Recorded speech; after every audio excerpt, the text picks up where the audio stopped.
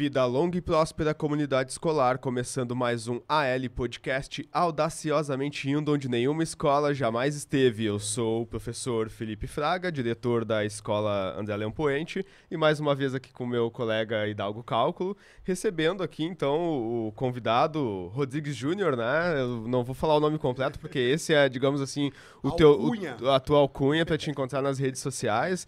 E fico também feliz em receber o Rodrigues aqui, né? O Rodrigues que atua aí no Instituto Evoluir, que é um parceiro agora, né? Que está fazendo uma parceria com o AL Podcast.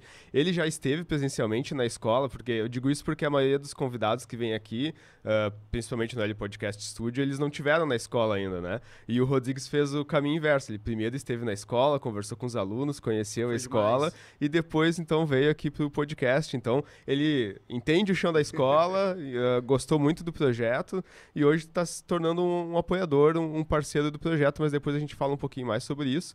Vou deixar o meu colega então se apresentar e depois nós deixamos o convidado. E aí, pessoal, tudo bem? Eu sou o professor Hidalgo Cálculo. Sigam nas redes sociais lá, @Hidalgo Cálculo. E a gente está muito feliz aqui por receber, então, o Rodrigues Júnior. É isso aí. Rodrigues, contigo, então, como é que tu te apresenta aí? Cara, eu sou entusiasta da educação e tô aqui mega feliz. Me falta vocabulário, né? Eu tinha um professor de português que se eu falasse esperto dele, ele diria, leia mais, então, se te falta vocabulário, né? Mas eu tenho lido, professor Egídio, de onde o senhor estiver, saiba que eu tenho lido bastante. Eu sou entusiasta da educação, sou o fundador, atualmente CEO do Instituto Evoluir. Eu falo que sou o fundador e atualmente CEO, porque eu acho que esse é um cargo que ele é transitório, né? Fundador, ok, ninguém me tira. CEO, eu quero que a coisa tome sempre uma proporção que eu não precise mais estar lá, que tenha alguém para fazer algo ainda maior e ainda melhor do que eu. Sempre prefiro estar na mesa com gente mais inteligente do que eu. É o que está acontecendo aqui hoje, é sempre a minha busca. E sou, cara, um fã da escola pública, literalmente eu sou um fã da escola pública. Eu chego no André Leão Poente, né, com um projeto do Instituto Evoluir, que é o Diálogos Escolares, que busca trazer palestras e formações para professores, pais e alunos, num formato gratuito, num formato voluntário. Aí chego lá, o Felipe dá uma disfarçada assim e diz, vou te mostrar uma coisa. Aí ele começa a me falar do podcast, eu digo, caramba, cara, isso é demais, isso é uma ideia sensacional. E tenho a honra, o privilégio de estar aqui sendo recebido de forma tão afetiva, de forma tão amorosa por vocês aqui. É uma honra estar com vocês. Mas, quem eu sou? Cara, sou um entusiasta da educação e a minha missão é inspirar e transformar através do conhecimento. Sabe que, colocando essa questão, assim, de ser CEO, de ser representante de uma organização, assim, né, como o caso do Instituto Evoluir, eu não lembro qual foi o outro convidado que também era CEO, não lembro se empresa, acho que era o Arthur Gubert, que também é CEO de uma empresa, né, e a gente conversando sobre isso, né, e de que eu sempre pensei, o diretor de escola também um pouco sobre essa visão, entendeu, de ser o rosto, de levar a escola junto, né, Perfeito. até essa questão do jargão que a gente utiliza, de levar a escola além, de que a escola pode muito mais, né. A gente sempre coloca também que com o projeto do podcast, a gente já tem o capital humano dentro da escola. Né? Nós temos os professores, temos os alunos, né? Por que não ser também digamos assim, um polo de produção cultural, né? Essa é a ideia com o podcast. Tu falando sobre essa questão do CEO, que é uma questão transitória, assim, também. Eu sempre assumi a direção da escola com essa visão. Perfeito. E hoje já penso, assim, quando eu sair, de ter alguém que continue com essa visão, assim, também, né? E eu imagino que tu, com o Instituto, seja a mesma coisa, né? Hoje tu está como CEO, né? Mas um dia tu vai querer passar isso para alguém, tu também deve sempre estar com essa visão, né? Ô, Felipe, eu acho que a gente precisa ter uma noção de transitoriedade. Para tudo, para qualquer coisa que você for fazer, a gente precisa ter uma noção de transitoriedade. E a natureza nos ensina isso muito bem. Né? A gente vê a semente, e da semente ao fruto, existe todo um processo para que as coisas aconteçam. Né? Então, às vezes você é semente. Eu sempre digo que no Instituto Evoluir, eu fui uma semente. Eu fundei o Instituto, eu sou o CEO do Instituto, eu fui semente. Eu começo a enxergar frutos. Agora, eu sou um entusiasta da educação e estou CEO do Instituto. Entusiasta da educação, um cara que acredita que a educação pode inspirar, transformar, mudar, e se tem, né, como próprio exemplo para isso eu nunca vou deixar de ser. Agora, CEO do Instituto, sim. Então, isso é transitório. E quando tu fala assim, eu estou fazendo algo na escola onde eu me enxergo transitório, né? Eu estou constituindo algo na escola, mas eu sou transitório, eu vou passar. Mas para quem eu vou passar o bastão? a gente começa a falar de uma segunda informação e dá algo que, pô, é demais. Que é o seguinte, que legado eu vou deixar? Qual vai ser o meu legado? Qual é a tua obra? Porque eu não quero me apresentar, seja onde for, seja para quem for, de acordo com a crença espiritual de qualquer pessoa, eu não pretendo me apresentar de mãos vazias. Eu considero que as mãos vazias são literalmente o fruto das pessoas preguiçosas. Então eu não vou me apresentar de mãos vazias. Vocês, o Hidalgo, o Felipe, a comunidade do André Leão Poente, já não está com a mão vazia. Se nós estamos aqui, vocês já têm algo para apresentar. Agora, poder entregar esse algo como herança para que alguém prossiga, isso é importante. Inclusive, Felipe, preparar quem vai prosseguir, né? Exato. Esse é um imenso desafio. Hoje eu vejo com essa visão, assim, também, porque o nosso projeto, ele começa em 2019, quando eu assumo a direção. Eu e o Hidalgo, a gente já vinha conversando sobre fazê-lo antes disso, né? Aí, quando eu assumi a direção, até por questões de logística, assim, por não ter ninguém trancando ou com medo de que acontecesse, aí a gente começou o projeto, né? A gente vai fazer 4 anos já do projeto no início do ano que vem.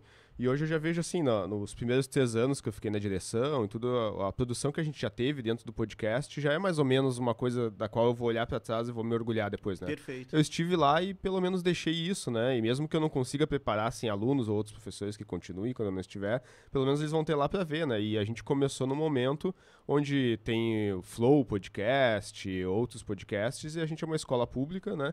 Produzindo também, né? E até a gente conseguia parceria com o estúdio para poder produzir com qualidade, assim, também. Então a gente se orgulha muito do projeto e de poder estar fazendo isso. Deixa eu aproveitar para falar, então, sobre os nossos apoiadores aqui, que é exatamente a ProHub Studios, né? Que é, então, a casa que nos recebe, onde nós estamos gravando, que é um oferecimento da pró-produtora, que é a produtora que faz as nossas formaturas na escola. E agora, então, nós estamos recebendo o Instituto Evoluir também como apoiador do projeto aí.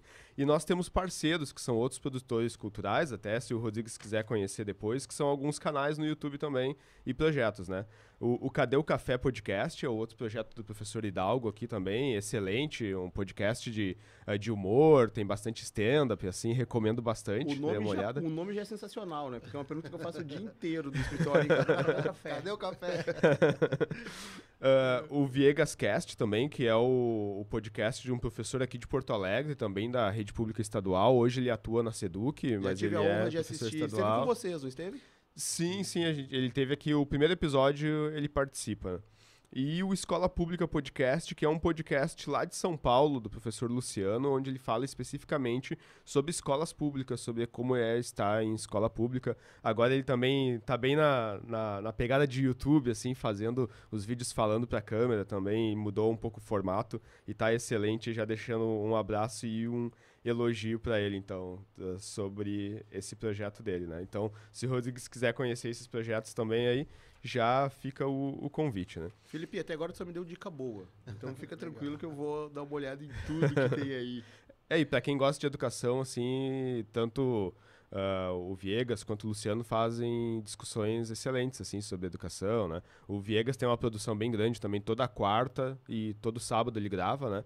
Ele também já fez parte do L Podcast, a gente tinha o quadro L Podcast Live nas quartas-feiras e ele fazia parte também do projeto aí, né? Mas então o Rodrigues já se apresentou aí como entusiasta da escola pública, né, Rodrigues?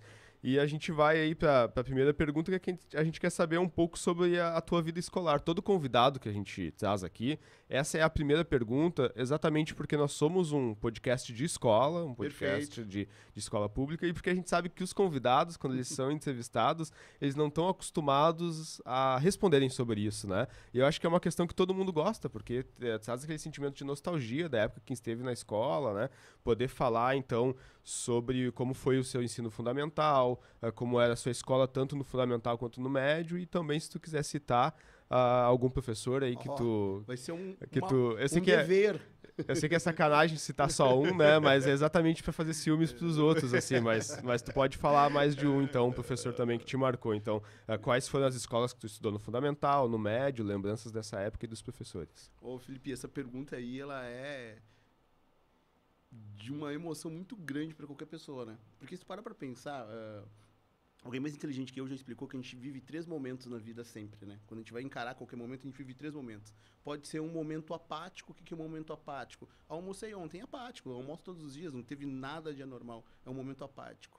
pode ser um momento trágico, poxa, me marcou imensamente de forma negativa, ou pode ser um momento mágico, é algo que eu jamais vou esquecer. Eu duvido o ser humano que sente nessa cadeira aqui, ou que esteja nos ouvindo de qualquer lugar do mundo, que não tenha vivido uma coleção de momentos mágicos da escola.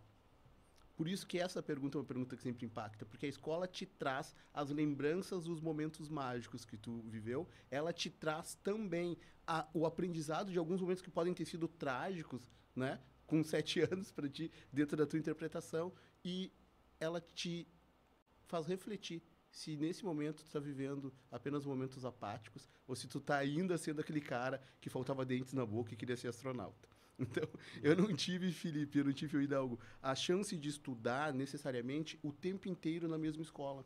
Eu fiz algumas trocas de escolas por conta do trabalho do meu pai, por conta de oportunidades, por conta de estar sempre buscando alguma coisa melhor para nós. Então, eu comecei o ensino fundamental numa escola pública da cidade de Campo Bom. Eu passo por lá sempre. Toda vez que eu passo no carro, antes de falar, meus filhos já gritam, olha a escola do papai, olha a escola do meu pai, porque não tem como eu passar ali e não fazer essa referência. É uma escola pública que existe hoje, está lá em pé, numa comunidade extremamente forte, uma comunidade participativa, que é a Escola Genuíno Sampaio. Então, eu entro na pré-escola, na Escola Genuíno Sampaio, com a Prof. Rose, que era mágica. E o que eu mais lembro, Felipe, da minha entrada na escola, no Genuíno Sampaio, com a Prof. Rose, na pré-escola, é que eu entro na escola e a escola começa na pré-escola, aquela questão lúdica, didática, da brincadeira, disso e daquilo e tal. E aí, uma hora, ela pega um livro e ela abre o livro, assim, e eu leio a capa. Porque eu cheguei na escola já sabendo ler, meu pai me ensinou, minha mãe me ensinou a ler em casa. Não sei por que motivo, minha mãe disse que é porque eu era curioso. E ela disse que foi mostrando e eu fui aprendendo. E ela, na didática dela, da forma dela, eu cheguei na escola silábico já cheguei lendo silábico. E ela colocou o livro, né? E era O Patinho Feio, e eu li silábico, O Patinho Feio. Ela me olhou, ela disse, tu já conhece essa história? Eu disse, sim, tem na minha casa, eu li em casa. Aí ela disse, tá, ok, deve ter pensado. O cara olhou o cara olhou a capa, né? Ele olhou a capa, por isso que ele sabe. E ela continuou contando a história, eu sentei ali, adorei aquela situação toda. E aí depois ela veio naquelas mesinhas coletivas assim, e me mostrou um livro, e me mostrou assim, uma frase, e pediu que eu lesse a frase, e eu li silábico. E ela ficou meio surpresa com aquilo. Assim, mas tu entrou na pré-escola, imagino que ela tenha pensado. Ela me levou na direção da coordenação, me deram uma folha, eu li. E eu nunca vou esquecer. Ela falou, tá, mas a gente faz o quê agora? Ele continua nessa turma ou ela vai para outra? E eu me lembro da minha reação, vão me tirar da escola. Fiz uma coisa que eu não deveria, né? Eu digo, não, eu continuo nessa. Pô, uma sala linda, cheia de brinquedo que eu nunca tinha visto na minha casa. Eu disse, não, continuo nessa aí. Continuo nessa aí. Mas aí conversaram com os meus pais e eu continuei na pré-escola, mas já sabia ler. E depois eu fui para uma escola chamada, no segundo ano do ensino fundamental, eu fui morar em Belo Horizonte, fiquei boa parte da minha adolescência em Belo Horizonte, eu fui para uma escola chamada José Ovidio Guerra. E lá na escola José Ovidio Guerra eu tive o primeiro imenso, grande choque cultural, né? Porque você sai de uma cidade, e Campo Bom na época tinha 32 mil habitantes, vai para uma cidade com 1 milhão de habitantes. Então, culturalmente falando, era tudo muito diferente. E quando eu chego lá, a escola tinha uma característica naquele ano que eu cheguei, dessas mudanças que a gente sempre vê acontecer, que era o seguinte, ó, a aula começava às 9 da manhã e ia até às 3 da tarde. Então você tinha um recreio ali perto do meio-dia, onde você lanchava, almoçava, fazia uma refeição, né? E depois você voltava para a aula. Só que eu estou indo na escola e eu descubro o seguinte, que às 9 da manhã é uma professora, quando volta do recreio é outra. E elas sempre invertem, nunca é a mesma que continua. Aí eu descobri que eu não precisava voltar do recreio. Eu vou sair do recreio e eu descobri que tinha uma biblioteca na escola, cara. Eu sempre gostei de leitura, eu sempre gostei de ler. O que me salvou no mundo foram os livros. E aí eu descubro aquela biblioteca, uma biblioteca sensacional, que no meu imaginário ela é muito maior do que ela deve ser realmente hoje. Ela tem muito mais títulos no meu imaginário. Esses dias eu li um artigo de alguém que diz o seguinte, se você viveu uma experiência muito positiva em algum ambiente, em algum lugar, não volte lá. Porque você vai quebrar o seu quadro mental dessa experiência. Então, eu pretendo não voltar, né? E aí, eu descobri... E eu entrava depois do recreio, eu entrava na biblioteca e ficava lá na biblioteca, num cantinho, lendo. E a bibliotecária nem prestava atenção em mim. Até um dia que se deram conta que eu tinha faltas. né? E alguém me explicou que eu podia levar aqueles livros para casa. Foi um dos dias mais felizes da minha vida. Fiz boa parte do ensino fundamental nessa escola, voltei a Campo Bom, concluí o ensino fundamental também em escola pública e fui para o ensino médio. No médio eu estudei em duas escolas. Estudei no 25 de Julho, em Novo Hamburgo, que eu tenho uma parceria, tenho um imenso carinho também por quem está lá, e estudei no Fernando Ferrari, que foi onde eu fiz a conclusão.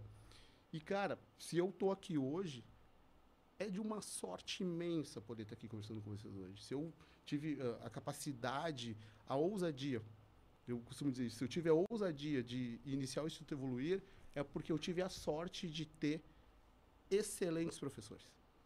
Porque eu tive a sorte de ter professores sensacionais. Se não fosse assim, eu não estaria aqui.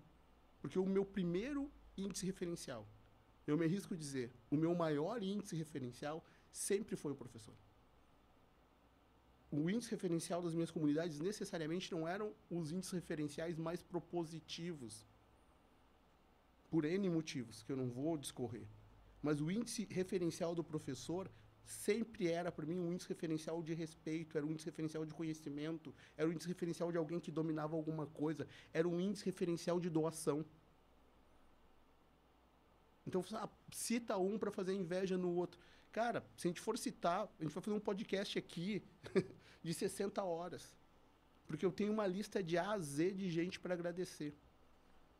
Depois de muito tempo formado já, universidade e tudo mais, trabalhando em uma multinacional, tinha antes do trem, minha barba me revela, né? Antes do Transurb, tinha uma linha, Felipe, que ela era uma linha Novo Hamburgo-Porto Alegre semidireto. Então você pegava numa das avenidas aqui de Porto Alegre, daquelas ruazinhas da Júlio de Castilho ali, você entrava ali e ele ia direto ao Novo Hamburgo. E eu trabalhava em Porto Alegre, morava em Novo Hamburgo, com um horário bem flexível, e trabalhava em Porto Alegre. Aí um dia eu estou entrando, final da tarde, assim, 5, 6 horas, estou entrando nesse ônibus.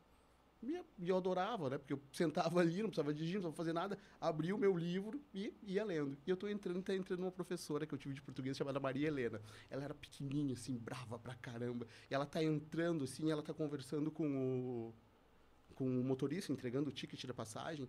E eu disse para ele, assim, com uma voz imponente, eu disse: muito cuidado com ela, porque ela foi minha professora. E ela virou para trás, assim, ela virou para trás e deu uma olhada assim: você? Ela disse assim: você? A senhora lembra de mim? Ela disse: ótimo leitor e um imenso conversador. Ela disse: um imenso conversador. Aí eu tive, disse: prof, posso sentar do teu lado? E ela era uma faísca, assim. Ela disse: se não conversar a viagem inteira, pode, né? Eu fui sentando ao lado e eu tive a honra de agradecer. Eu tive a honra de ir agradecendo. Sabe? Então, poxa, falar para mim da educação, cara, falar para mim do professor é um sinônimo de gratidão. Quando o Felipe fala: o Instituto está patrocinando o podcast. Cara, eu fico com vergonha. O Instituto deveria estar fazendo muito mais pelo podcast. Deveria estar fazendo muito mais pela educação. Agora eu sei que, falávamos isso antes, entre a semente e o fruto tem um caminho. Nós estamos ainda em uma semente, mas para mim é uma relação de gratidão muito grande, cara. E tu falou sobre as leituras, né? Sobre essa experiência de conhecer a biblioteca ainda no fundamental e despertar aquele interesse, né? Até de ficar na biblioteca ali lendo e tal.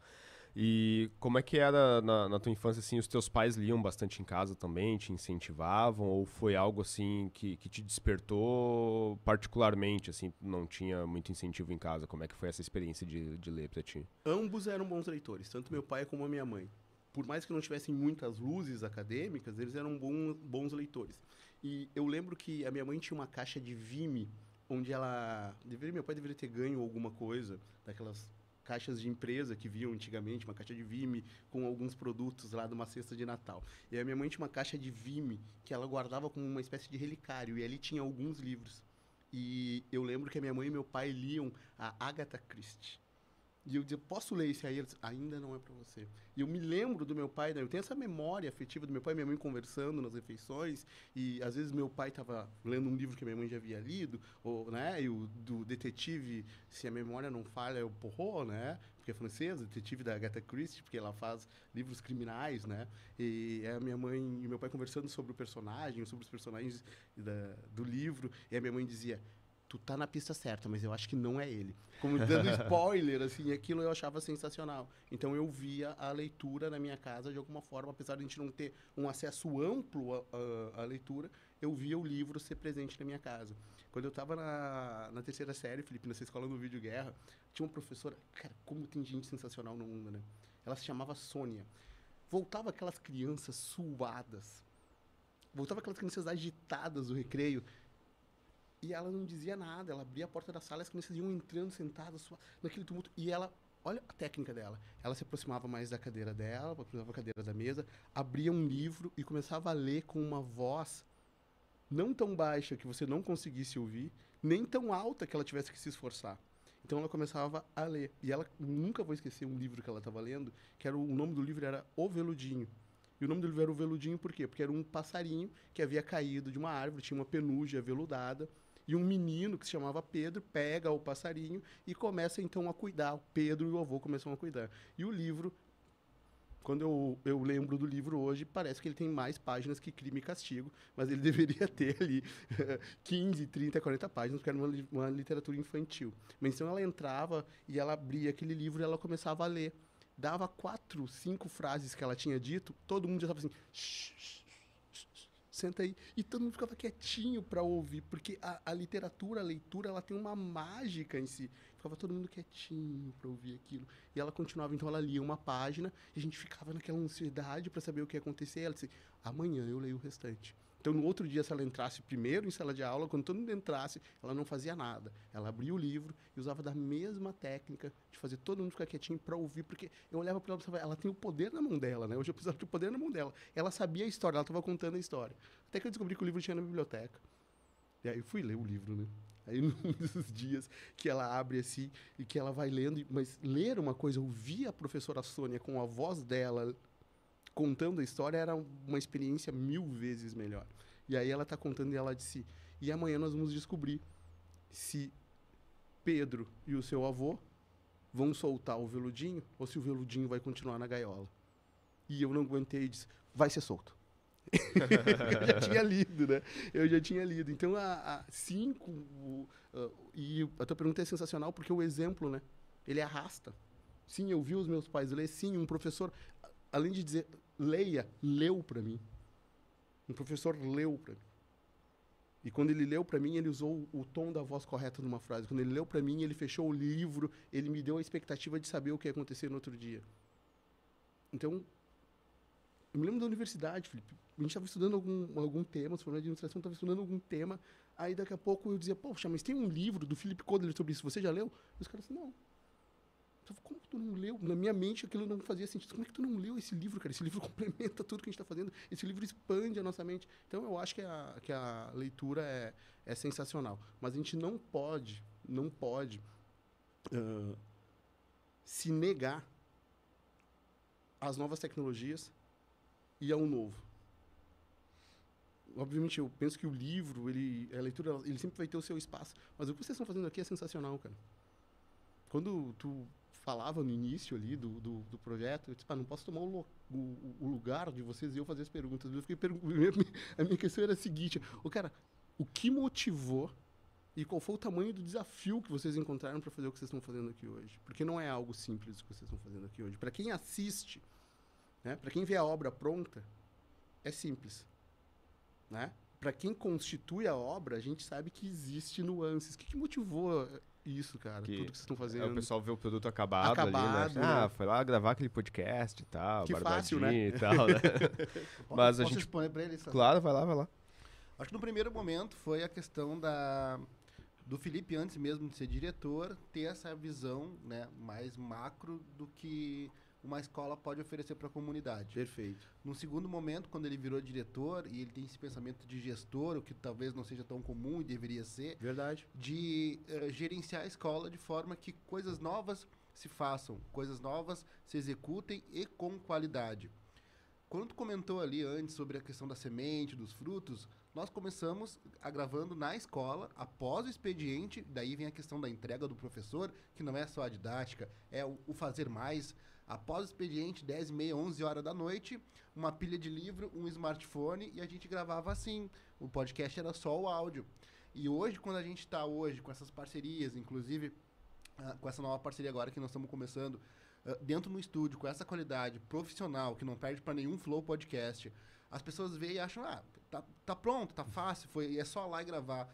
Houve uma construção nesses 4 anos. Perfeito. Então, houve uma construção acreditando que, começando a gravar após o expediente, com um smartphone, em cima de uma pilha de livros, a gente poderia alcançar algo mais. Eu acho que retrata muito aquilo que tu disse antes na tua fala e também sobre a questão da gestão. E aqui, ele é meu amigo, meu diretor também, mas uma questão da gestão, de ter essa visão macro do que pode vir depois e entregar isso não só para a questão da escola, mas para a comunidade em geral, sabe? Criação de conteúdo com qualidade, visando também o aspecto social. Perfeito. E assim, ó, o que mais me chama a atenção é que o podcast não é de vocês. O podcast é da escola. Da escola. Literalmente, o podcast é da escola. E a escola se sente. Eu estive lá na escola, tive a honra de estar na escola. O Felipe abriu as portas. Nós conversamos com os alunos, eu tive a oportunidade de conversar com os professores e as pessoas se sentem proprietárias.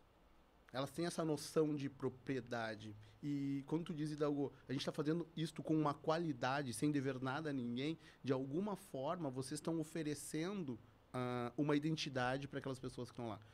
O corpo docente, o corpo discente, ele pode dizer, isto ali, nessa qualidade, isto ali, daquele nível, me pertence, é da minha identidade, é da minha escola, é meu também. E isso é de uma força e de uma escola imensa, pública. de uma escola pública. É isso é de uma força imensa. Eu estive no Anchieta um tempo atrás e as crianças de fundamental, primeira e segunda série, eles falavam, eu sou anchietano. Então, o que era aquilo? Era um senso de identidade. Eu sou anchietano. Um aluno perguntou, o senhor também foi anchietano? Eu disse, não. Eu não fui anchietano. Mas tu entende do que eu estou falando? Estou falando de um senso literal, um senso literal de identidade. Teve uma história nos dias que eu fui lá na escola, que ao sair, né, eu chamei um Uber, eu moro em Porto Alegre, então faço sempre esse formato aí, evito dirigir sempre que posso.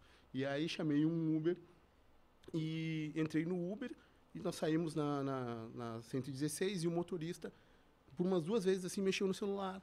E eu disse para ele, cara, com todo respeito, com todo o carinho que eu tenho, eu disse, eu gosto muito dessa minha vida, tá dando tudo tão certo. Eu disse pra ele, se tu puderes evitar de mexer no celular, eu vou te agradecer. E ele ficou constrangido, era um rapaz, assim, 20 e tantos anos, ele ficou um pouco constrangido. Ele disse, não, desculpa, o senhor tem razão. E ele disse, eu peguei o senhor ali na escola, como é que tá a escola? Eu disse, pô, cara, a escola tá sensacional, dentro de todas as suas competências, dentro de tudo aquilo que a escola consegue fazer, das suas limitações, a escola está sensacional. E aí contei, tem um podcast, tem isso. Contei que havia um pintado à quadra ali e tal. Conversei com ele, ele disse, eu sou ex-aluno da escola. Ele disse, agora eu estou fazendo engenharia. E aí eu faço o Uber à noite com o carro do meu pai, que me ajuda a pagar as mensalidades. E ele disse, e saber que a escola está bem, me deixa feliz. Eu disse, volta na escola. O dia que tu tiver a chance, para o teu carro um pouquinho, toca o interfone da escola, volta na escola. Pede para ver a escola. Pede para ir na sala dos professores. Diz, olha, eu sou ex-aluno dessa escola. Isso aumenta o senso de identidade, isso aumenta a força, isso aumenta... O cara saber que a escola tem um podcast, faz pro cara dizer, olha, eu estudei lá, a escola tá bem, tem até um podcast. E esse tá bem, é claro que eu tô dizendo, tá bem no sentido das possibilidades.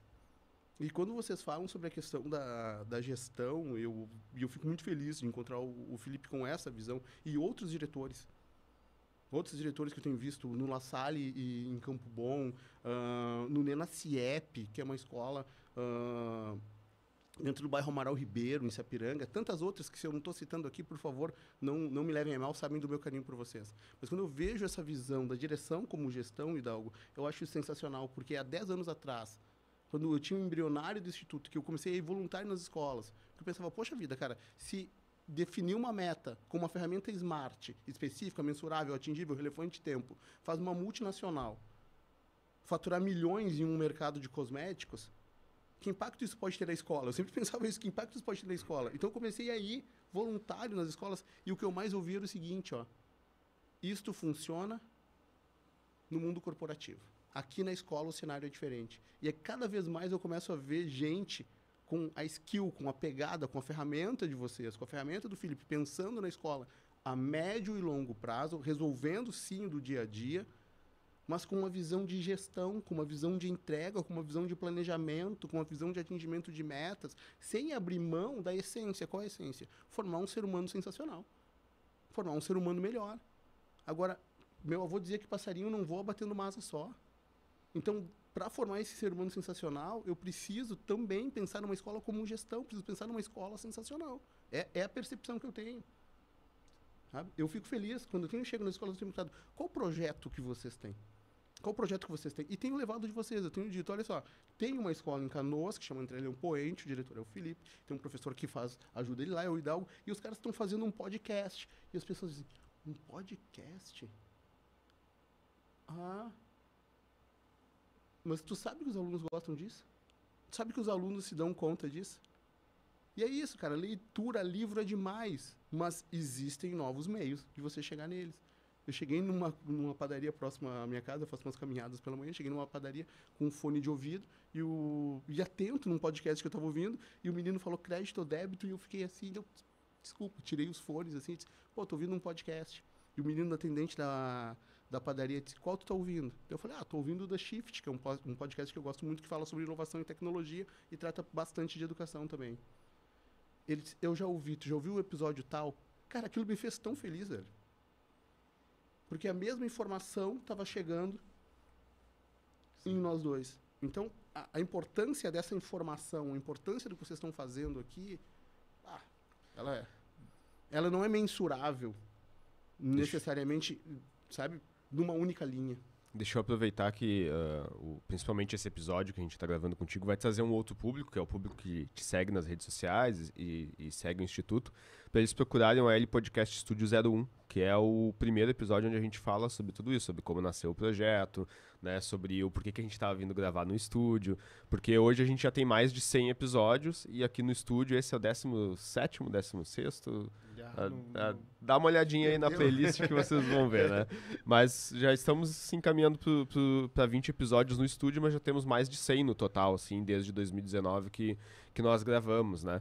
Então, e a maior parte do nosso público, assim, a gente vê quem interage no canal mesmo e comenta, são de ex-alunos mesmo, né? Exatamente para eles verem como é que tá a escola e tudo, né? E, inclusive, nós temos 2 episódios gravados aqui no estúdio com 2 ex-alunos, né? Que é o Rian Riera e o Bruno Lara também, né?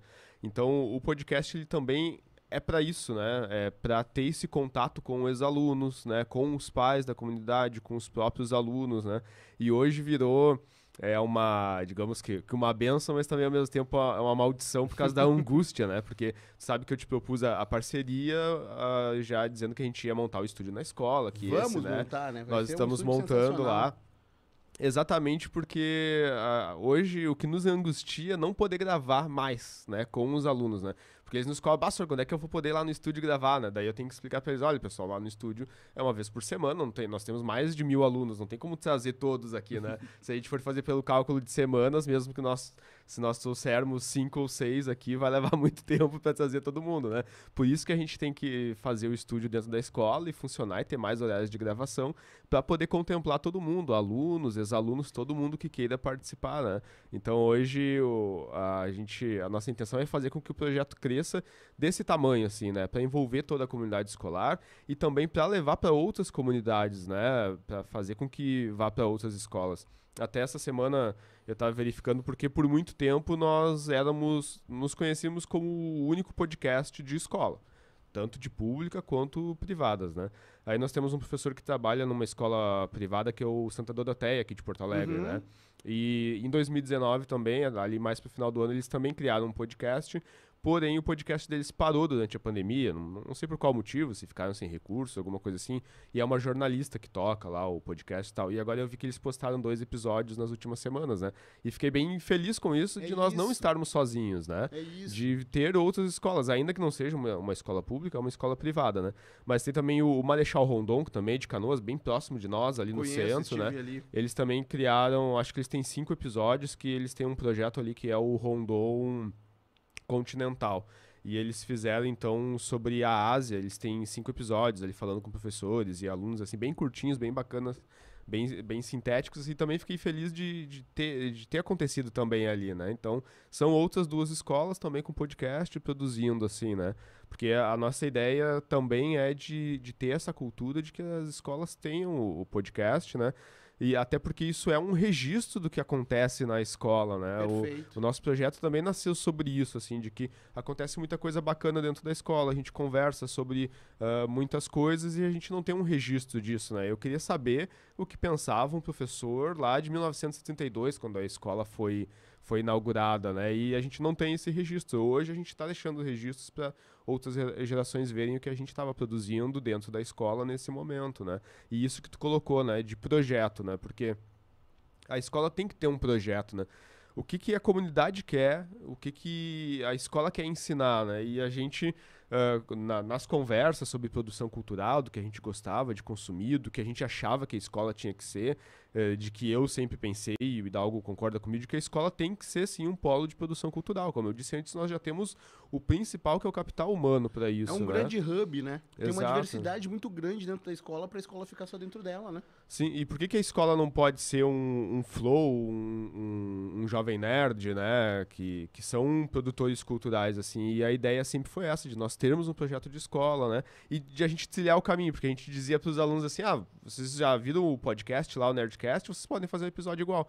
Aí os alunos diziam, senhor, mas como é que eu começo, né?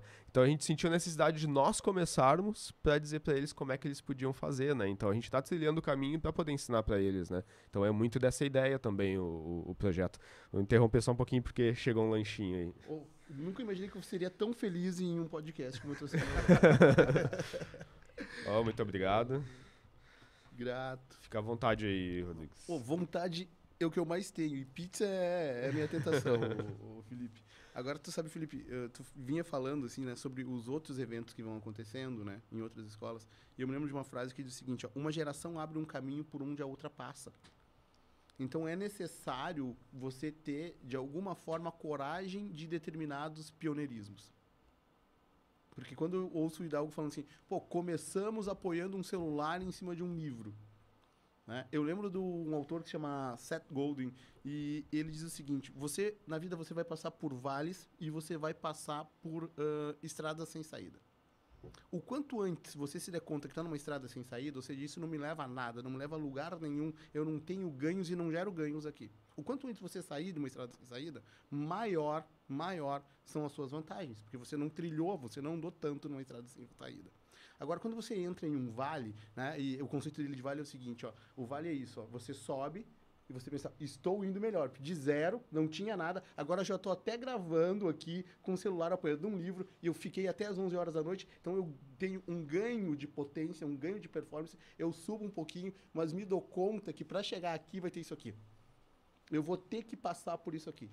Que é quando eu me questiono se vai dar certo ou não, que é quando me questionam se realmente vale a pena, que é quando eu estou entregando além do que tinha, entre aspas... Quando nos questionam, por que tu tá fazendo isso? Perfeito, e aí tu fica que assim, e muitas pessoas, esse autor fala, muitas pessoas desistem no meio do vale, e a pior coisa que pode existir é você desistir no meio do vale, porque você não vai necessariamente voltar, esse é o grande detalhe, e você vai acabar entrando de novo em um outro vale, onde você vai ganhar potência para alguma coisa, vai cair novamente e vai ter que reconstituir. Então, a gente tem que ter coragem para iniciar, mas também é necessário ter a coragem para continuar. A coragem para iniciar, ela vem de propósito. E a coragem de continuar, na minha percepção, ela vem de lembrar por que eu comecei. Porque quando eu lembro o motivo pelo qual eu comecei, eu tenho coragem para continuar. Agora, o grande detalhe disso tudo, esse é o grande detalhe, que eu leio muitas biografias, né, pensando em modelos de negócio. Hoje, as minhas leituras são muito mais voltadas a negócio. Às vezes eu tô lendo uma biografia, eu tô lendo lá a história da Apple. E eu fico pensando, nunca que o Steve Jobs teve um pensamento a ponto de alcançar a grandeza disso. Ele teve o pensamento de fazer algo sensacional. Agora, que ia ganhar essa potência, essa grandeza... Né? E aí eu ouço o Felipe falando, poxa, às vezes a gente, é a bênção e a maldição, né? Pô, tem a bênção dos caras já estar engajados e agora a gente está aqui, né, sofrendo no sentido de poder constituir algo que possa ser mais escalonável, que possa ter mais produção e tudo mais. E eu lembro de uma outra frase que eu gosto muito, que me acompanha nas minhas preces, que é o seguinte: Senhor, faça com que eu não perca a minha visão, mas me dá paciência para colocá-la em prática. Porque visão e paciência, de novo voltamos a semente ao fruto. Visão e paciência, cara, são coisas que elas precisam andar juntas. Porque senão eu enxergo algo, mas eu não tenho paciência de fazer com que aquilo aconteça. Esses dias eu estou em casa explicando esse conceito de paciência, e aí o meu filho disse, tá, mas mais fácil, diz mais fácil, assim, me explica mais fácil, o menor. Né? Porque às vezes ele está muito impaciente, ele quer tudo, ele quer agora. Eu disse, Joca, vou te explicar a paciência da maneira mais fácil que eu consigo. É o seguinte, ó. Paciência é quando você colocou a água para esquentar, ela ferveu e você botou o seu miojo dentro. Paciência é 3 minutos, não tem o que fazer. Agora você vai ter que ter paciência. Parcimônia é quando você fica aqui no sofá me chateando, dizendo que está com fome e não faz nada para resolver o problema. Aí você está usando de parcimônia, você está procrastinando e sendo, né, se utilizando de parcimônia. Agora, quando as coisas estão sendo executadas como estão sendo executadas aqui, paciência. Pode ser, Hidalgo, que quando tu começou a apoiar os materiais no livro, tu imaginava que um dia poderia estar em um estúdio, mas não sabia que ia ter pizza, cara. Tu entendeu? Então, às vezes, a gente enxerga uma coisa e a vida oferece algo maior. Fica né? melhor ainda. Fica maior, né, cara? Se não me falha a memória, Buda que diz, né? Caminha que o caminho se abre. Então, quando a gente caminha, quando a gente executa, o caminho se abre. O caminho acontece, mas é necessário que a gente caminhe, né? É importante que a gente caminhe.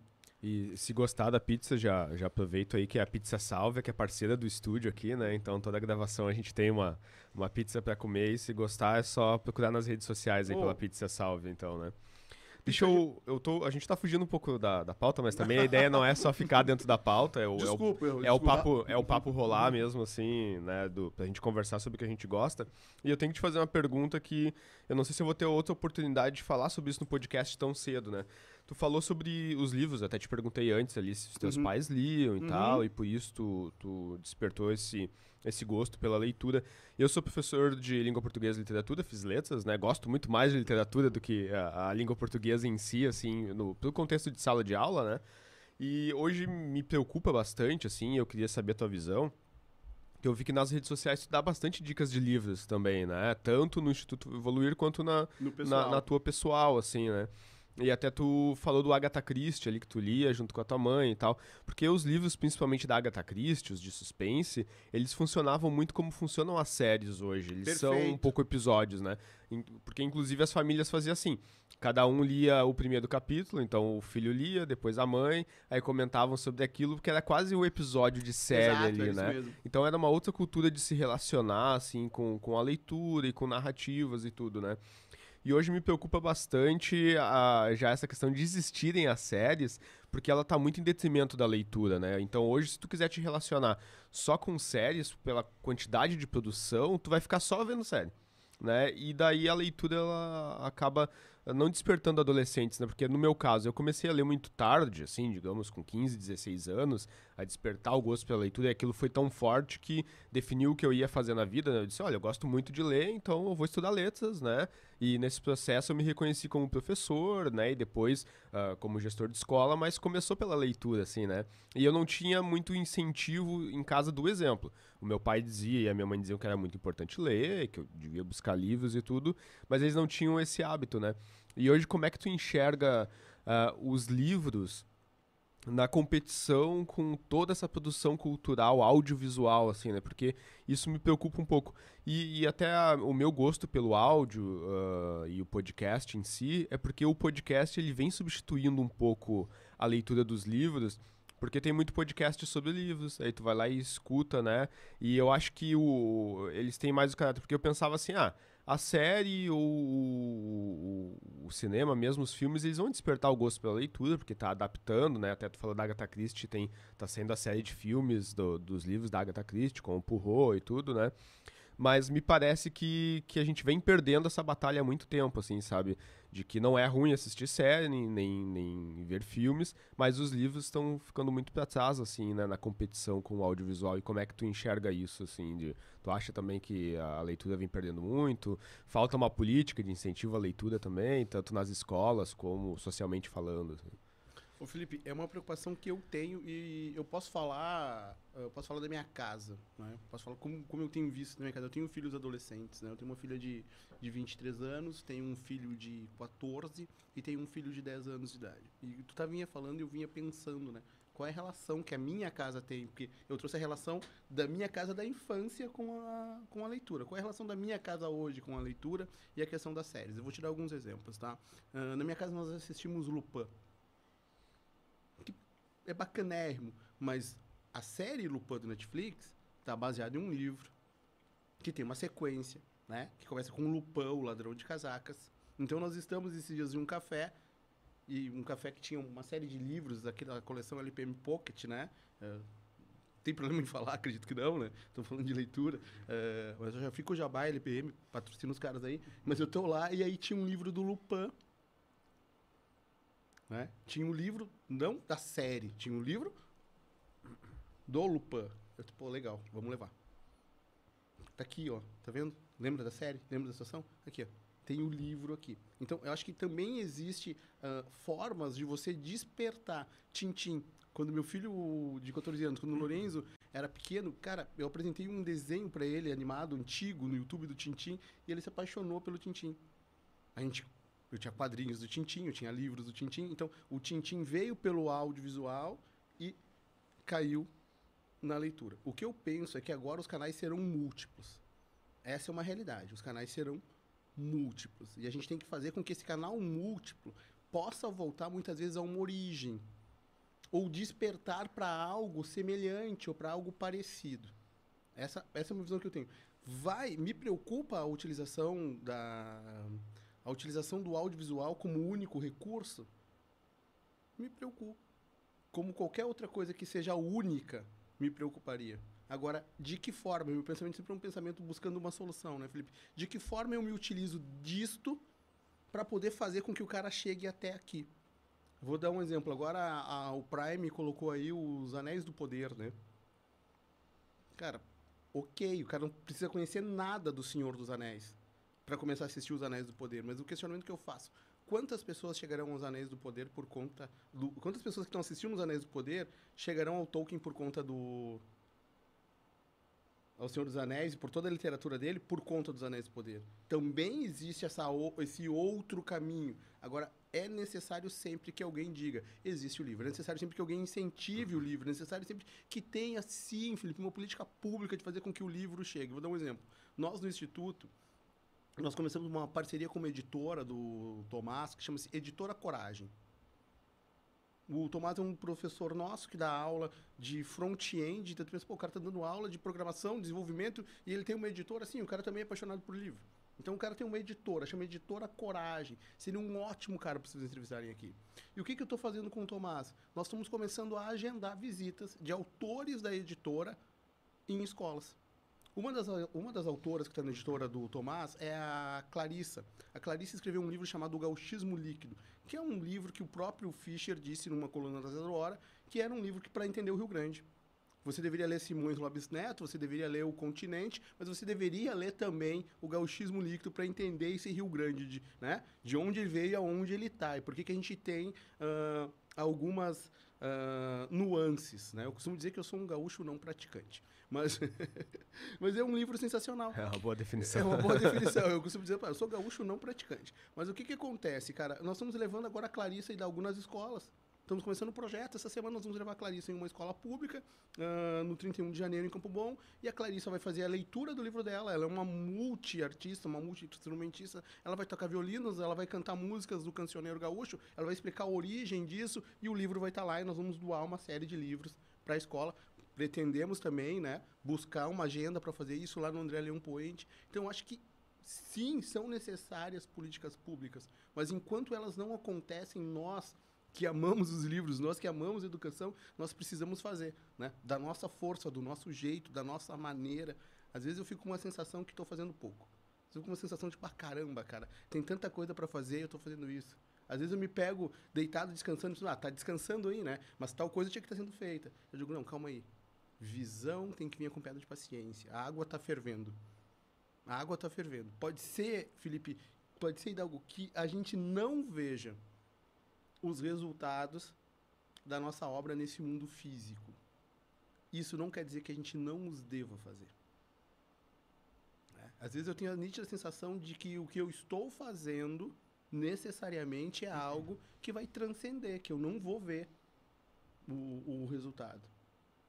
Tende a ser maior, mas não é porque eu não vou ver, não é porque vai demorar que eu vou deixar de fazer. Então, não tem uma política pública extraordinária para a questão da leitura? Não tem. Mas qual é a autora que eu conheço agora que está pertinho de mim? É a Clarissa.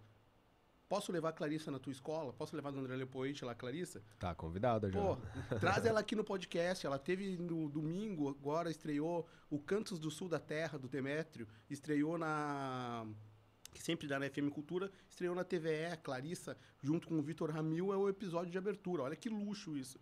E a gente está buscando levar a Clarissa nas escolas para falar do livro dela.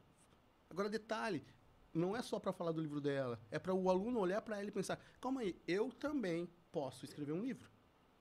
É isso que a gente tem que conversar com a Clarissa. O aluno tem que chegar lá, ao final da tua fala, com a sensação de que ele também pode fazer aquilo.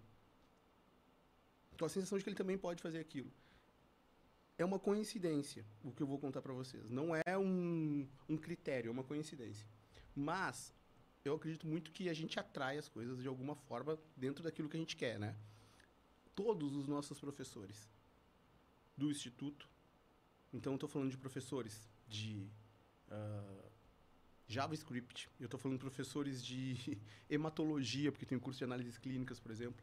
Todos os nossos professores do Instituto são professores oriundos de escolas públicas e que, de alguma forma, são professores que têm hoje entre 30 e 35 anos, que passaram por políticas públicas de educação afirmativa, como o FIES, como o ProUni. Eu digo, são frutos do Enem. A importância disso, porque quando a gente fala, o professor te apresenta, a gente começa as aulas são ao vivo, a gente fala, te apresenta. E a professora diz, tem uma professora sensacional. Entretanto, a professora Amanda, ela dá aulas para o curso de análises clínicas, que é um curso que exige muito do aluno. De conteúdo, é química o tempo inteiro, biologia o tempo inteiro. E ela fala, primeiro dia de aula, você se apresenta. Eu sou aluna da escola pública, e a minha lágrima já faz assim, eu sou aluna da escola pública, saí de Xaxim, no interior de Santa Catarina, vim por meio de uma política pública para Novo Hamburgo para estudar. Hoje eu estou fazendo um doutorado em biologia molecular. Quando o aluno que está lá, quando a Natália, que é tua aluna, lá no André Leopoente, está assistindo na casa dela, na tela do celular, e a professora diz, eu sou aluna da escola pública, vim por meio de uma política pública, cheguei até aqui, a Natália ganhou um novo índice referencial. Quando a Clarissa vai lá e diz, olha só, me formei pela Universidade de Pelotas, sou de Bagé, comecei na escola pública, e conta a história dela, e disse, a ideia do livro surgiu num dia que, e eu sentei e escrevi, tem um aluno que está sentado lá e pensa, calma aí, se ela fez, eu também posso. Então, acho que a gente resolve, acho que é muita pretensão, acho que a gente ajuda nessa questão, trazendo a questão do livro físico para o dia a dia do aluno, das mais diversas abordagens. Hoje aqui a gente está fazendo um favor ao livro físico, a gente falou bastante, nem era o nosso tema, sim, mas acabou acontecendo, a gente falou bastante sobre o livro físico, a gente está fazendo um favor. Trazido alguns livros aqui para mostrar. Poderia, cara, poderia ser trazido sim. A gente está fazendo um favor ao livro físico, a gente está despertando. Então acho que a gente desperta das mais diversas maneiras, a gente desperta pela referência. Não tínhamos séries na nossa época, né? Eu ia ao cinema e o cara esperava um tempão para vir. Mas eu lembro que eu perguntei uma vez a um professor de português, professor Egídio, digo, professor, o que eu devo ler? E ele olhou assim, como se essa pergunta não tivesse necessidade de ser feita. E ele disse, lê os clássicos. O mundo vai mudar, mas os clássicos falam de um mundo que não muda, que é o interior do ser humano. Leia os clássicos. Cara, às vezes eu me sinto meio Don Quixote. A gente vamos voltar pra pauta pro Rodrigo não ficar bravo com a gente também, né? Nada, tô tranquilo, tô ótimo com vocês aí. Não, o Rodrigo que eu digo não é o Rodrigues, é o Rodrigo. É que perdoa. o Rodrigo, tu conheceu ele, foi numa quinta-feira que tu fez a palestra à noite. Aí o meu vice-diretor da noite, que é um rapaz mais careca do que eu e tal, ele também participou do podcast, ele gravou muitos episódios conosco e ele escreve as nossas pautas. Não, Rodrigo, total respeito. Ô, Hidalgo, tu viu como é o índice referencial mais careca do que eu? Mais careca do que É que eu ainda escondo, né? O Rodrigo já não esconde mais, né? O cara já aceitou quando ele falou mais careca do que eu, né? Já é um passo, né? Já é um passo. Não, mas ainda diz, mas estou melhor que. Número 3, então? Então vamos lá, Rodrigues. Sobre a vida acadêmica, então. Qual instituição, então, que tu estudou? Qual foi o curso escolhido, então? E o que motivou essa tua escolha? Perfeito. Hidalgo, eu sou formado em administração, eu concluí o curso pela Unicinos, né? E eu tenho um MBA em gestão de pessoas. Você pensa, por que tu escolheu administração? Porque eu já estava no meio corporativo, por meio dos sistemas, né? Então, o que eu via lá, cara? O que eu notava lá na situação toda? Era o seguinte, você via, tendo um certo destaque, quem era formado em Direito. Então, tu viu, às vezes, o cara que formou em Direito dentro do meio corporativo alocado em diversos lugares, porque ele tinha, né, um contexto de entendimento, né, dos possíveis, eu costumo dizer assim. Os caras da engenharia, eu sempre vi os caras da engenharia bem posicionados, né? O cara era engenheiro, mas estava tocando um border lá da empresa para a América Latina. E os caras da administração. Pensei, Direito não é algo que necessariamente que eu queira, né? Mas a administração é algo que eu gostaria de poder participar, muito mais no sentido da questão do humano, porque o que eu sempre tive como qualidade era poder olhar o número e pensar no número como uma pessoa. O número aparecia lá, né? Diz, olha, estamos faturando tanto e produto tal caiu o faturamento em tal circunstância, produto tal subiu em tal, e estava todo mundo ali analisando o número e eu estava pensando, tá, mas quem é o responsável pela área tal? O que está acontecendo na área desse cara? Eu preciso almoçar com ele, conversar com ele e entender o que está se passando com ele. Então, eu sempre tive uma visão muito humanista da questão do número. Sempre acreditei muito que o desenvolvimento do negócio se daria por meio das pessoas. Mas calma, a gente está falando isso aí lá na década de 90, início de 2000. Hoje é muito fácil falar isso. Hoje você fala do organograma que não é mais horizontal, que não é mais vertical, que não tem mais a sala que perdeu a porta. Você fala isso, mas eu estou falando isso aí há muito tempo atrás. Tu entende? E dentro da minha carreira profissional, o que acabou acontecendo? As pessoas vinham pro meu time. Os caras diziam, eu posso até não gostar da forma com que tu conduz o time, mas o teu time chega e o que eu ouço sempre das pessoas que trabalham contigo é que existe dentro dos seus times um aprendizado contínuo. O teu time está sempre aprendendo. Então, eu vejo que para evoluir dentro dessa organização, eu preciso aprender. Acabou que é um natural esse aprendizado, essa política de aprendizado que eu sempre tive dentro dos meus times, acabou que é um natural me levou a treinar pessoas tanto dos meus times como de outros times. E fez com que eu tivesse um relativo sucesso fazendo isso em empresas como a Petrobras, empresas como o Banco do Brasil, empresas como a Uzi Minas, assim por diante. Agora, quando eu chego lá e começo a treinar essas pessoas, quando eu começo a treinar esses executivos, quando eu começo a fazer essas mentorias, incrível, cara, sempre me batia a mesma coisa. Mas se na escola pública, eu conseguisse colocar isso em prática. Vou dar um exemplo para ti. A gente eu tenho uma formação internacional em inteligência emocional. E aí, lá nessa formação internacional em inteligência emocional, eu descobri os caras... Eu passei por uma bateria de exames e testes de aplicativos de inteligência artificial e eu descobri que tinha um que falava sobre tendências comportamentais. Baseado lá no Marston, lá um psicólogo da década de 60. E quando eu fiz o teste de tendência comportamental... Famoso pela pirâmide, né? É isso aí. E aí, quando eu fui lá e fiz o teste de tendência comportamental, eu disse, caramba, esse negócio serve muito, porque... Ele te mostra, você tem uma forte tendência à dominância, à influência, à estabilidade e à cautela. E para te ver que o meu pensamento estava sempre voltado, eu me formei em administração, mas meu pensamento estava sempre voltado para a escola. Porque quando eu vi isso, eu não pensei no time que eu tinha. No time comercial, no time financeiro. Eu pensei logo assim, caramba, se um professor souber disso, muda o jogo dele.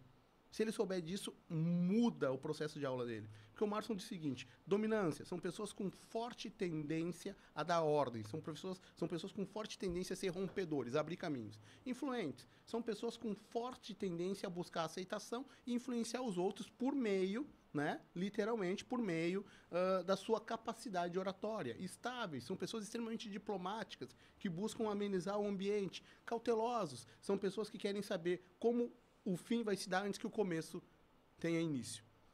Aí tu para e pensa nesses 4 perfis, dominante, influente, estável e cauteloso. E tu leva isso para a escola, tu leva isso para a sala de aula. Tu coloca um trabalho em grupo e tu tem um aluno extremamente dominante, um aluno extremamente influente, um extremamente estável, um extremamente cauteloso.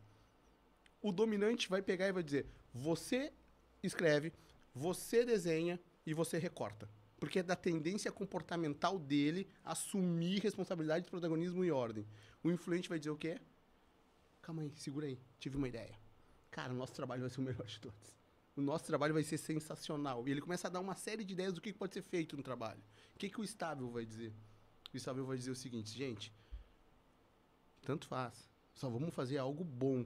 Vamos fazer algo que mostre que a gente é um especialista nisso. E, ou dominante, ou influente. Briga não, viu? Não gosto de briga. Eu gosto que as coisas fiquem bem tranquilas. E o cauteloso? O cauteloso vai botar as 2 mãos para trás, assim, o Felipe vai perguntar, tá, mas vocês já perguntaram para a professora se é assim? Vocês têm certeza que pode riscar? Vocês sabem se tem outra cartolina? E se estragar essa? Ou seja, ele vai trazer as pessoas para uma realidade que as outras não pensaram. Agora, se o professor souber disso, muda o jogo dele na sala de aula? Total, porque para o dominante ele vai levar o conteúdo de uma forma, para o cauteloso de outra, para o influente de outra, para o dominante ele vai dar um modelo de exercício, para o influente de uma forma, para o estável de outra. Então, por mais que eu tivesse vivenciando experiências voltadas ao mundo corporativo, eu sempre pensava naquilo condicionando para a sala de aula, condicionando para o aprendizado, condicionando para o aluno, condicionando para o professor. Agora, eu faço uma pergunta para vocês que estão vivenciando a sala de aula muito mais do que eu, a escola muito mais do que eu. Vamos imaginar, vamos fazer um exercício de imaginação aqui, que é o seguinte, vamos imaginar que a gente chegue no André Leão Poente amanhã e dispense para os alunos um link. E eles cliquem nesse link e respondam lá, durante 7 minutos, uma sequência de perguntas. E essa sequência de perguntas gere um relatório que eu possa entregar ao professor Hidalgo em sala de aula e dizer assim, professor Hidalgo, tá vendo esse aluno aqui, o Jonas Pereira? O Jonas Pereira tem uma forte tendência comportamental A. E dizer quais são as tendências de comportamento. O Jonas Pereira aprende melhor por meio disto aqui.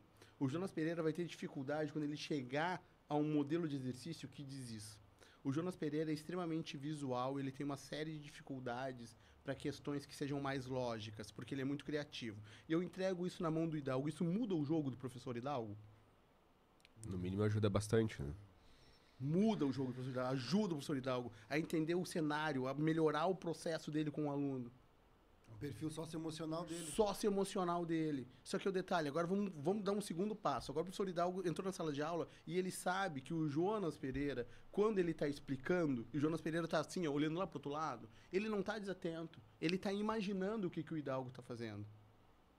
Porque o Hidalgo foi treinado, muitas vezes como professor, para aceitar a Valentina Antônia, que fica olhando para ele o tempo inteiro assim, ó, e anotando. Só que a Valentina Antônia tem um perfil de cautela. Ela não quer perder nada e ela quer anotar tudo. O Jonas Pereira, cara, tem um perfil de influência. Ele quer ouvir o Hidalgo e imaginar as possibilidades onde aquilo pode acontecer. Mas se o Hidalgo não sabe disso, ele pode julgar, não estou dizendo que ele o faça, ele pode julgar que a Valentina está interessada e o Jonas não. E a gente perdeu o Jonas. E aí eu vou além. Porque meu desafio é além desse. E se, além desse perfil socioemocional, que daria para o Hidalgo, ou para qualquer professor, a chance de enxergar mais profundamente o aluno e se relacionar melhor com ele, eu tivesse uma plataforma, nós tivéssemos uma plataforma para dizer, olha só, aqui está o conteúdo, tá? Porque eu sou o professor, eu sou o único cara que pode te tocar literalmente, emocionalmente falando. Eu sou o cara que te oferece um momento mágico. Eu vou tirar um momento mágico do conteúdo aqui, perfeito? Se liga, olha os exercícios agora, olha a continuidade, vai para uma plataforma. Quando chega nessa plataforma, ela tem inteligência artificial. Para a Valentina, o conteúdo vai vir numa ordem e num formato. Mas, para o Jonas, o conteúdo vai vir em outra ordem em outro formato. Em 18 meses, a contar desse dia, pelo menos o mínimo produto viável disso eu vou ter, para liberar para toda e qualquer escola pública, gratuitamente. A parte do teste, de poder dizer para o Hidalgo se o aluno é dominante, influente, estável, cadeloso, a parte do teste eu já tenho pronta, a gente pode fazer amanhã, que é o que a gente tem feito com os professores quando tem feito a palestra sobre a neurociência. A parte da plataforma, essa eu preciso de uma construção. Essa eu preciso de um investimento maior. Já está numa linha do meu orçamento lá, ela vai acontecer. Aí tu diz assim, tá, mas como assim? E quanto isso vai custar para a escola? Isso não vai custar nada para a escola, isso não precisa custar nada para a escola. Não é por aí que o Instituto vai se remunerar, não é por aí que o Instituto vai crescer. Agora, o impacto que isso pode ter no bem-estar do professor Hidalgo, no bem-estar do aluno Jonas, o impacto que isso vai ter na falta de mão de obra que a gente tem hoje no mercado. Eu costumo dizer para os alunos, olha só, tem bolsa de estudo aqui no Instituto, tá? Não é porque a empresa que está doando é boazinha não, viu? Não é por consciência social não, viu? É porque ela abre uma vaga para o cara ser desenvolvedor e ela leva 18 meses para encontrar alguém para colocar no lugar. É porque ela está brigando com o fornecedor dela, muitas vezes, para contratar o cara que está trabalhando lá no fornecedor. Então, o impacto que vai ter é um impacto, na minha percepção, o grande ganho, ele é um impacto na sociedade. E a gente tem que parar de pensar nos impactos só nossos. Eu estou lendo um livro de um espanhol agora que chama O Impacto Social. E o cara, cada página é um tapa que ele dá no teu rosto, assim. Por exemplo, pô, tu é egoísta. Sociedades egoístas são sociedades que tendem a quê? A pobreza. Uma sociedade egoísta, ela tende à pobreza. O meu avô dizia uma frase, a título de brincadeira, mas que resume muitas coisas para mim. Ele dizia assim, ó, farinha pouco, né? Farinha pouca, farinha pouco, ele falava, né? Farinha pouco, meu pirão primeiro. Se tem pouco, eu quero garantir o meu. E nessa ideia de escassez, a gente está onde a gente está. Deixa eu pegar uma comparação dessa tua proposta. Hoje o Estado do Rio Grande do Sul, né, a Secretaria de Educação, ela tem aplicado avaliações diagnósticas. Essas avaliações diagnósticas são provas de língua portuguesa e matemática, né? E eles começaram isso durante a pandemia, em 2021. Daí eles aplicaram a primeira avaliação de português e matemática e eles chegaram à conclusão de que precisava de mais professores de português e matemática. Porém, eles só aplicaram a avaliação de português e matemática. Como é que eles sabem que não precisa mais dos professores de história, de geografia, de química, de física, se eles não aplicaram provas dessas áreas, né? Então, essa tua proposta, ela é uma avaliação diagnóstica muito melhor, porque ela foca na maneira como o aluno aprende e não nos conteúdos, né? E da forma como eu vou ensinar. Exato. Porque se eu sei como ele aprende, é uma obviedade que eu vou buscar me adaptar para ensinar ele da maneira que ele aprende melhor. Porque eles só, e só complementando essa questão, fizeram uma prova disto e recusaram aquilo. Na administração tem uma frase clássica que a gente aprende, é o seguinte, ó, sabe o que é pior do que não ter um indicador? É ter o errado. A pior coisa que pode acontecer, além de não ter um indicador, é ter um indicador errado. Porque se tu tiver um indicador errado, tu toma a decisão errada. Se tu não tem indicador, tu ainda tem chance de buscar uma decisão mais assertiva. E é isso, né? Falta de indicadores, muitas vezes. E nessa tua proposta, o aluno ele não tem como, digamos, chutar qualquer coisa, porque ele vai responder aquilo de acordo com o interesse dele, né? Tu tá colocando em português e matemática, os alunos simplesmente chutam qualquer coisa ali, porque eles querem ir pro recreio, né? Então, falta exatamente ter essa visão mesmo de processos, né? De processos empresariais mesmo para aplicar na educação, né? Para chegar aos resultados que se quer e ter um diagnóstico mais fidedigno, né? Não dá para aplicar provas de português e matemática para chegar à conclusão de que precisa de mais professores de português e matemática se não se aplicou das outras áreas, né? Então, só estabelecendo uma comparação com a tua proposta. Assim. Não, e só, não cortando o Hidalgo, mas só complementando, te ouvindo falar assim, esse processo ajuda melhor, né, a entender. Vou dar um exemplo. Eu estou treinando uma equipe comercial de uma empresa que trabalha no ramo de produtos fluidos automobilísticos. A líder de mercado, sensacional, tem começado, uma empresa com uma visão humanista muito grande e tudo mais. No primeiro momento, quando eu cheguei na equipe comercial dessa empresa, conversando com eles, o desafio são os clientes difíceis. O desafio é o cliente entender que o meu produto custa mais caro, né? Porque ele também realmente cumpre com o seu papel, ele é melhor e tal, tudo mais. O que a gente fez com a equipe? Passou. os testes de tendências comportamentais, fez com que eles entendessem as próprias tendências e as tendências cruzadas dos outros, e não precisou dizer mais nada. A própria equipe disse, sabe aquele meu cliente difícil? Não é que ele é difícil, não, ele tem uma tendência diferente da minha. Agora eu sei como falar para ele que o meu produto é melhor. Antes eu não sabia. O meu discurso não chegava nele. E aí tu vai lá, olhar os resultados dessa empresa, e tu vai ver que os números cresceram imensamente. Poxa, vamos fazer isso na sala de aula. Vamos fazer isso na sala de aula, vamos dar para o professor a chance de ele entender que existem outras tendências. Vamos dar a chance do professor prever um comportamento. Porque quando ele está colocando no quadro, o aluno age de determinada forma e ele já sabe que o aluno tem uma tendência, eu sempre costumo dizer, tendência é algo que pode acontecer ou não. Né? O céu ficou escuro, qual é a tendência? Que chova, pode não acontecer, mas a tendência é que chova. Pô, o aluno está irritado com algo, qual é a tendência dele? Como ele tende a agir? Se eu já sei de algo, melhora o meu jogo, melhora a minha relação. Eu achei interessante, eu também dou aula de química, né? Daí quando for na Valentina e no Jonas ali, eu imaginei o Jonas como um rapaz, por exemplo, que talvez fosse melhor trabalhar no laboratório de química, ao invés de Perfeito. só quadro, assim, expositivo. Enquanto a Valentina talvez funcione melhor com uma prova, né?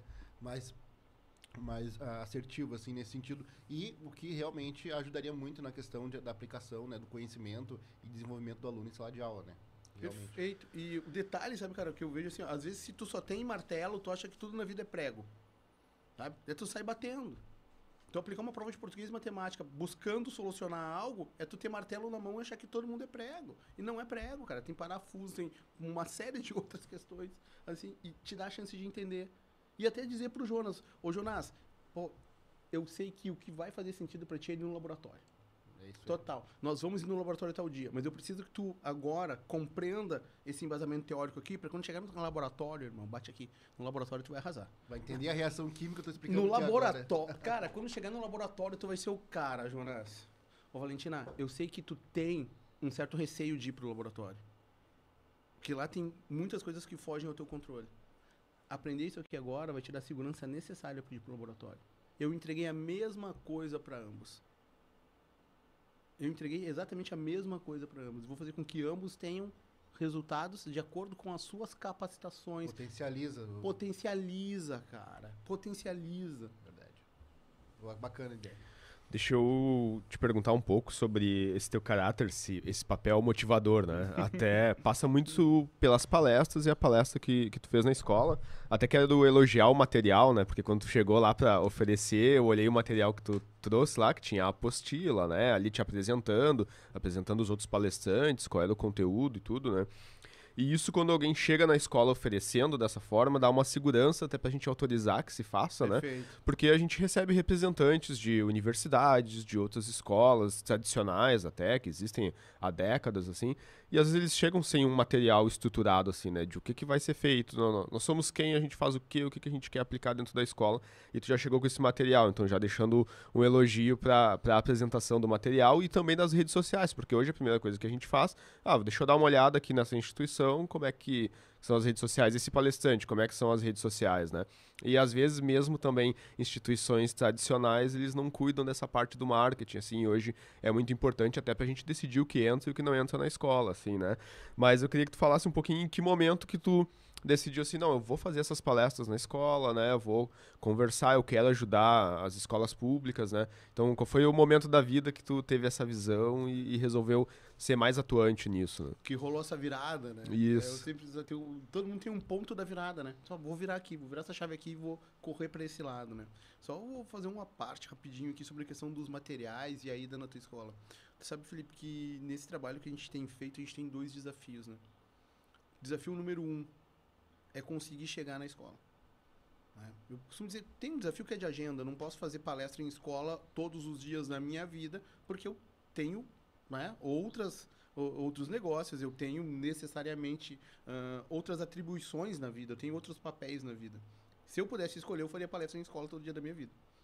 Aí, às vezes, quando eu nego, eu fico, poxa, tá vendo? Tá negando. Eu fico numa cobrança, né? Mas, assim, ó, o primeiro ponto que a gente tem em relação à escola é a barreira de entrada. Às vezes, tu não consegue falar com um diretor.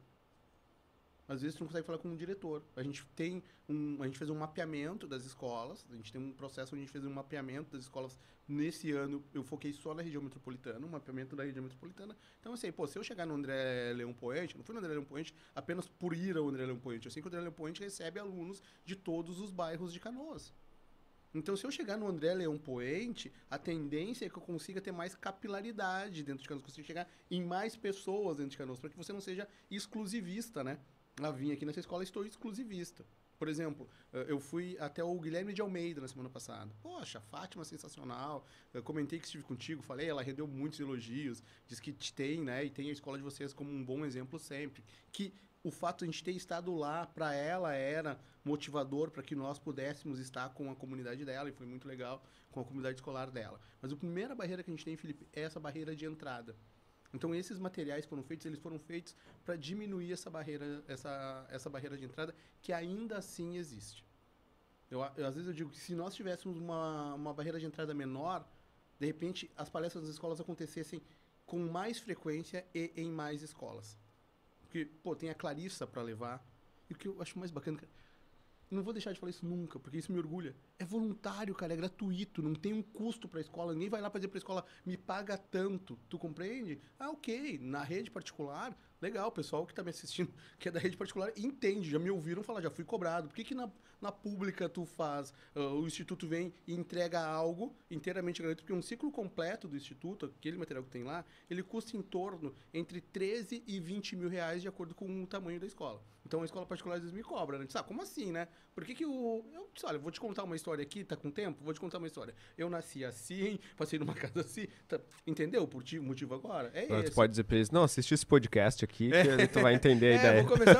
Vou começar a dizer agora, só tem um link aqui. Já pode linkar no material. No material, você assiste aqui, né? Mas ok, eu entendo, economicamente falando, o que eles querem dizer, tá? Tudo bem, tá tudo certo. Mas a primeira barreira é a barreira de entrada. Porque às vezes o diretor da escola ele nem te recebe, então não tem como você fazer algo se ele nem te recebe. A segunda barreira, cara, é a barreira do aluno. Qual é a barreira do aluno? É ele acreditar naquilo que está dito ali, acreditar que ele pode. Aí eu chego no que nós estamos falando agora sobre a pauta, né? Como eu cheguei nesse negócio. É fazer com que o aluno acredite que ele pode, cara. Porque às vezes tu abre lá um programa de bolsas, como a gente conseguiu abrir na tua escola, fiquei mega feliz, até te liguei e disse, cara, tem um prazo para fazer isso. Se eu conseguir fazer dentro desse prazo aí, legal, né? E vocês foram mega flexíveis. Tu abre um programa de bolsas lá para 35 bolsas, por exemplo. Tu tem 200 alunos inscritos, 60 aprovados por uma primeira leva. Chega o dia da inscrição, cara. Chega o ato da inscrição, aparece em 20, aparece em 15. Aí te perguntam, o que aconteceu nesse funil aqui no meio do caminho? O que se perdeu no meio desse caminho? É o que a gente tem feito. A gente tem buscado o cara que não foi, o cara que foi aprovado não foi, para entender a realidade dele. E sabe qual é a realidade dele, Felipe? Às vezes ele não teve, o pai não teve a passagem de ônibus para ir até o local da inscrição. Essa é a realidade dele. Agora, o ano passado, 100 alunos formados em áreas afins da área de tecnologia, 70 empregados. Ou atuando por conta própria, ou atuando dentro de empresas participantes. E não é, cara, com todo respeito a todo o trabalho, eu vejo dignidade em todo o trabalho. Eu só acho, literalmente, perdoa se alguém vai se sentir ofendido, eu não quero ofender ninguém, não é a minha intenção. Mas eu acho um desperdício um cara de 16 anos de idade, que nasceu em meio ao mundo digital, um cara inteligente, um cara com capacidade, um cara com sagacidade, entrar às 2 horas da tarde numa loja do shopping e sair às 10 horas da noite. Eu não sou contra a loja do shopping, eu não sou contra o cara trabalhar. Eu só acho que às vezes a gente poderia oferecer alternativas melhores. Então tem 2 barreiras. Uma barreira é a barreira de conseguir fazer com que o diretor entenda o que tu entendeu, e aqui estamos por conta daquilo que tu entendeu, e só reforça o que o Hidalgo falou sobre visão e gestão. E a segunda barreira é fazer com que o aluno entenda que existem outros caminhos e que é possível tudo isso acontecer para ele. E no que diz respeito ao @ do Instituto Evoluir, que é @o Instituto Evoluir, eu não tenho gerência nenhuma sobre aquilo. Quem tem gerência são alunos que foram contratados pelo próprio Instituto para tocar e uma agência que é muito competente, que é a agência Atrevo. E aí eu vou lá e semana passada eu mandei um áudio para o pessoal e disse, amei, cara. Os caras nos fazem um post com uma frase do Guimarães Rosa. Então, é muito além de você fazer uma propaganda de um serviço, é muito além de você gerar um conteúdo sobre algo, é você dizer assim, nós temos um posicionamento. E se você olhar o arroba do Instituto, você vai ver o posicionamento muito claro. Você fez assim, ó, 2 vezes para baixo, você vai ver o que nós pensamos. E sobre o que nós pensamos sobre educação, de que lado, porque nós temos lado, de que lado nós estamos, o que nós apoiamos, o que nós rechaçamos. Então, ali tem um posicionamento muito claro. Então, quando as pessoas que são da educação olham aquilo ali, olham o arroba do Instituto, acho que conseguem enxergar esse posicionamento. Mas mesmo assim, eu vou voltar. Eu tenho uma barreira de entrada que eu preciso resolver. No que diz respeito à questão de, cara, em que momento essa chave virou? As primeiras palestras que eu fui fazer em escola é porque o que acontece? Tu tem teu networking e as pessoas que tu conhece, né? Que tu vivencia, que tu tá ali no dia a dia. E tinha um colega de trabalho que a esposa era professora. E ele disse, o Júnior dá os treinamentos da nossa empresa, o Júnior isso e tal. E o pessoal me chama na intimidade de Júnior, né? Eu sou o Rodrigues Júnior. Conversamos sobre isso, eu e o Hidalgo aqui no início. Mas, o Júnior isso, aquele outro. E um dia, num jantar, ela falou, tu poderia ir na minha escola. E eu disse, mas eu vou fazer o quê exatamente na tua escola? Mas louco por aí. Fazer o quê exatamente na escola? Me conta. Daí ela falou assim, olha, eu posso preparar um treinamento para os professores. Eu posso preparar algo específico para os professores. Olha que coincidência. A escola era o Bento Gonçalves, aqui de Canoas. Eu fui no Bento fazer uma palestra para os professores.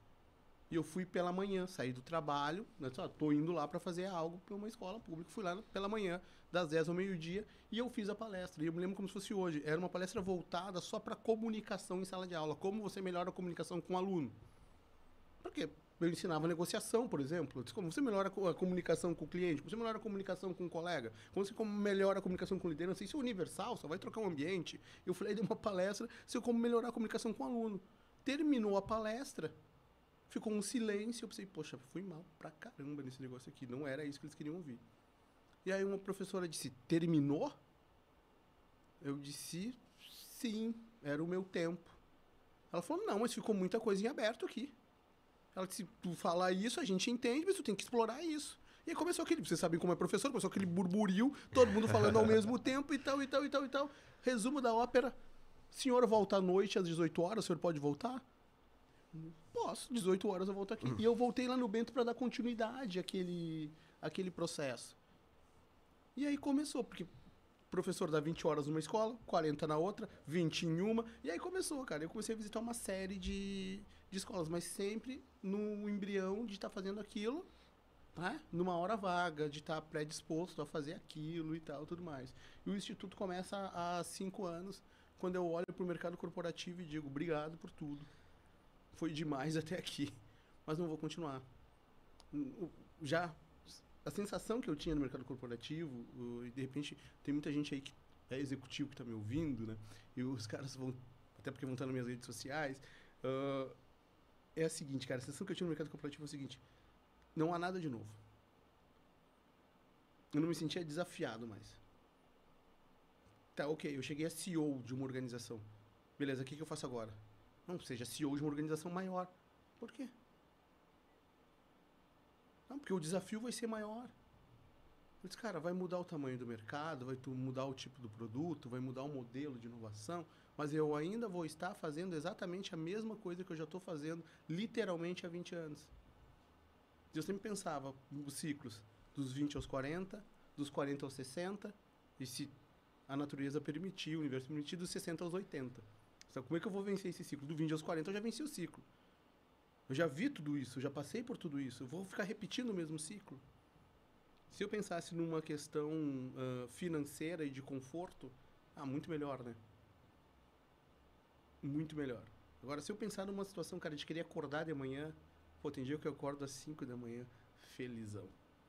Eu acordo às 5 da manhã e sei que eu vou lá no Adelina, em Parobé, para falar com alunos de 6 turmas de ensino médio, num barracão da Igreja Católica, que tem que atravessar a rua para ir, porque a escola não tem um espaço, né? E volta aquilo, né? Uma escola também lá, com 50 anos, a escola não tem um auditório. Ninguém se dá conta disso, né?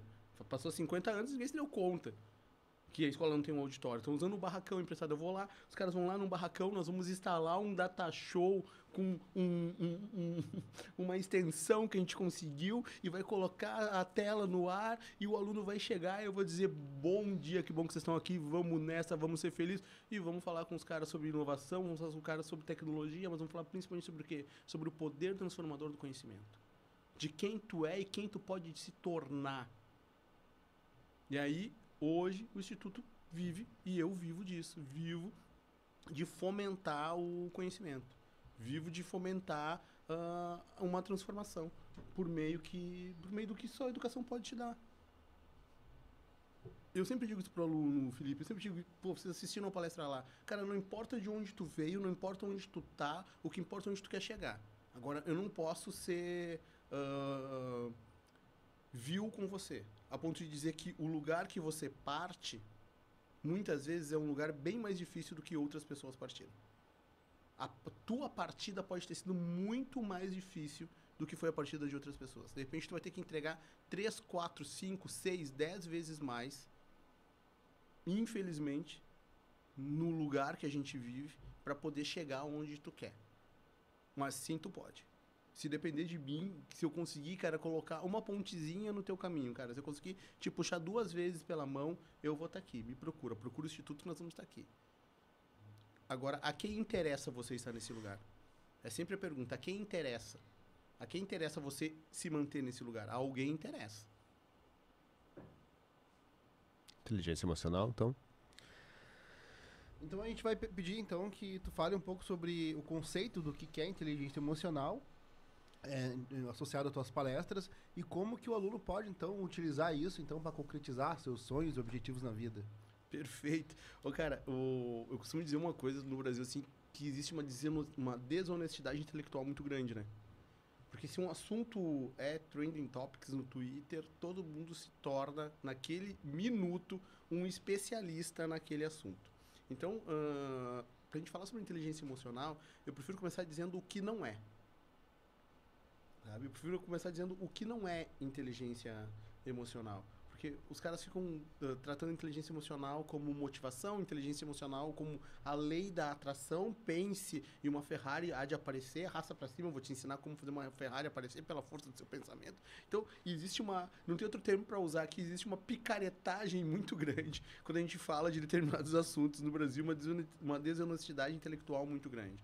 Eu prefiro os conceitos do Howard Gardner, que são conceitos que os educadores já conhecem há bastante tempo e trabalham há muito tempo, que são inteligências múltiplas.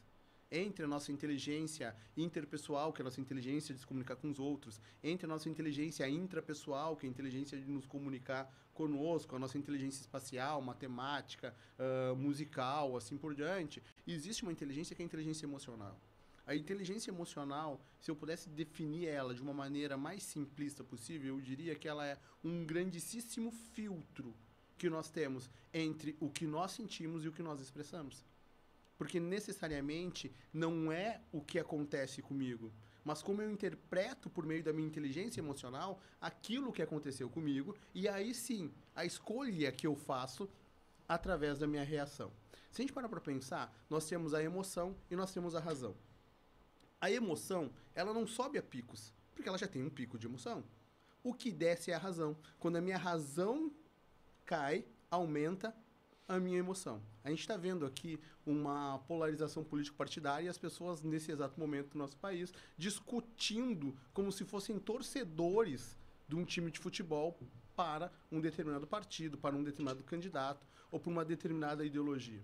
Vocês já pararam para pensar que quando você demonstra para elas qualquer argumento racional, elas espanam um argumento racional e voltam ao seu argumento emocional? Porque elas estão sequestradas pelas emoções.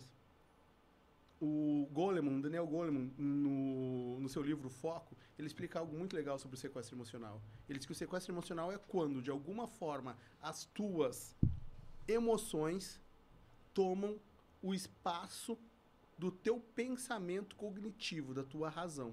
Então, tu foi sequestrado emocionalmente.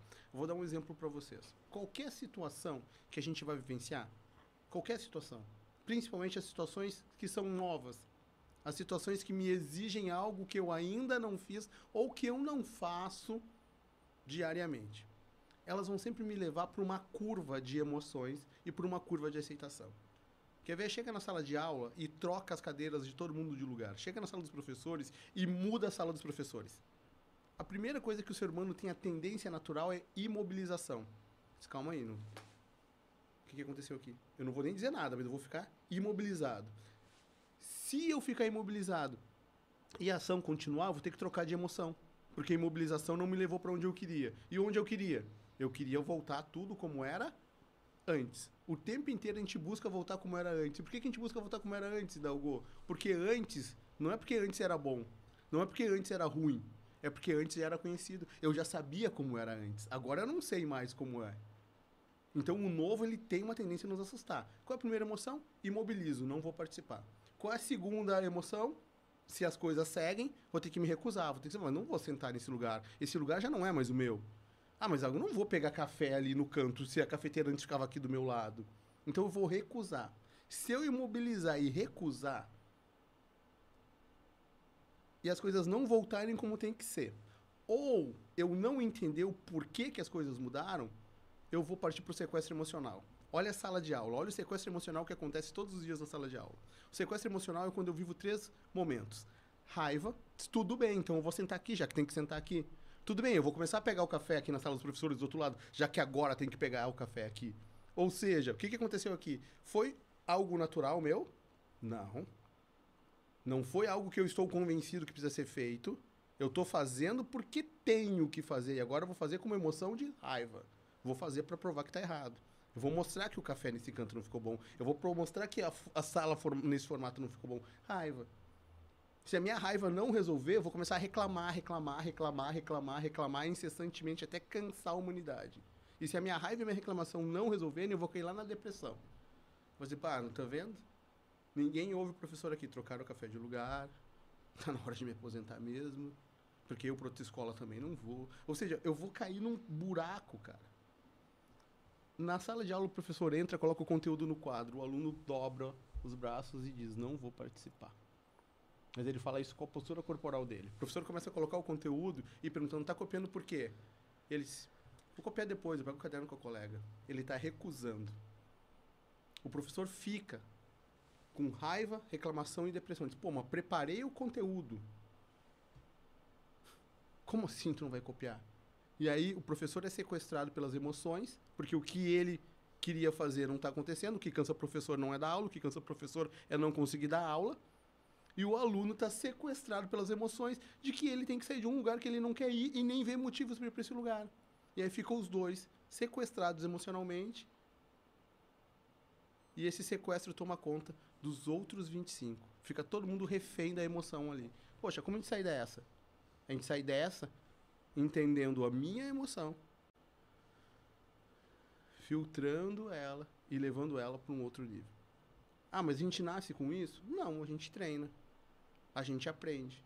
A gente aprende isso por meio de empatia, a gente aprende isso por meio de uma série de ferramentas que vão me dar uma musculatura emocional para que eu saia da raiva, reclamação e depressão e pule para o teste, que pule para aceitação, que pule para performance. E já fazendo um gancho com o tópico que a gente teria, que seria o próximo aqui, essa inteligência emocional, ela ficou muito mais evidente da importância de se trabalhar ela, até principalmente para se manter a saúde mental das pessoas no pós-pandemia, né? Isso, pelo que tu está nos falando, ajudaria muito as pessoas a lidarem com o que tem aparecido muito, que é crise de ansiedade, depressão. Agora, no pós-pandemia, exatamente passa muito por essa questão da inteligência emocional também, né? Sabe o que nos ajudaria muito, na minha percepção, no pós-pandemia? A aceitação que essas coisas existem. Porque a gente está vivendo aí num período onde as pessoas negam isso. E o grande questionamento é, por que se nega? Porque vamos partir do pressuposto seguinte, ó, se a gente tem um aluno e o aluno é diabético, ele precisa aplicar insulina, isso é um problema para nós? Né? Vamos partir do pressuposto que a gente tem um professor em sala de aula e o professor tem uma arritmia e ele toma uma medicação, isso é um problema para nós? Agora vamos partir do pressuposto que a gente tem um aluno que está vivenciando um problema de saúde mental. A chance das pessoas negarem isso dentro da família desse aluno, do próprio aluno negar e a própria escola em algum momento negar isso, a chance é muito maior do que se ele tomar insulina. Porque a gente tem uma visão sobre a questão da saúde mental de moralidade. A gente olha para a questão da saúde mental e olha para o aluno numa crise de ansiedade, né? E o próprio colega dele, que deveria ser empático com ele, às vezes o próprio colega diz, olha com um olhar de moralidade, isso é frescura dessa menina. A gente tem sempre um olhar moral sobre as questões da saúde mental. A gente não tem o mesmo olhar que a gente tem sobre as questões da saúde física. A gente precisa começar a falar sobre esse assunto, a gente precisa começar a normalizar o fato de que mentalmente, emocionalmente, não estamos bem. Porque foi nos vendido uma ideia pseudo-capitalista, foi nos vendido uma ideia ocidental de que nós temos que estar bem sempre e sermos sensacionais a cada minuto, produtivos, inteligentes e dar conta de tudo, como se nada disso tivesse acontecido. E aí tem ainda uns caras que prestam um desserviço, que se filmam às 6 da manhã, saindo numa banheira de gelo, ao meio-dia, no mega almoço de negócios, entrando num helicóptero e indo dormir a 1h da manhã, mas sem antes ter feito 1 hora de meditação e ter lido o seu livro predileto. Fazendo com que o índice de comparação seja esse. Um índice de comparação surreal. Porque muitos desses caras eu até conheço pessoalmente. E sei que o almoço era com um primo, sei que a banheira de gelo ele faz uma vez na vida e outra na morte, mas ele filma ali. Sei que ele se filma às vezes entrando 6 vezes na banheira de gelo com uma sunga diferente para parecer que ele entrou todos os dias. E é verdade. Sei que aquele jato ele alugou só para tirar fotos. E aí se vende uma ideia de um super-homem, uma super-mulher, um super-aluno, um super-isso. Vai ver os perfis que falam sobre planos de estudos para os alunos. Vai ver o perfil que fala sobre planos de estudos para concurso. Estude enquanto eles dormem. Não, cara, dorme quando tiver que dormir, por favor. Cuida de ti, cuida do teu corpo, cuida da tua saúde física, cuida da tua saúde emocional. Diminui daqui a pouco esse nível de cobrança que tu tá tendo em relação a você. Entre a semente e o fruto tem um espaço. Vem aqui, deixa eu te acolher. Só que quem tem que acolher na escola hoje, infelizmente não está sendo acolhido. Quem tem que acolher na escola hoje, quem tem o papel de acolher na escola hoje, que é um papel ad eterno, né? Porque só troca o cenário e ele está sempre acolhendo, é o professor. Questionamento que eu te faço. Eu desconheço. Se alguém tiver, por favor, me manda. Eu quero conhecer qual é o programa de política pública para ajudar o professor na volta da pandemia com as suas questões da sua saúde mental. Cara, eu te conversei com uma professora de uma cidade do interior e ela me disse o seguinte: Júnior, quando a pandemia começou, eu estava no meu processo de aposentadoria. O meu marido já estava aposentado. Muitas vezes na nossa jornada, quando as coisas estavam difíceis, a gente dizia, vai chegar um momento que vamos ser eu e você, a nossa casa e o nosso tempo.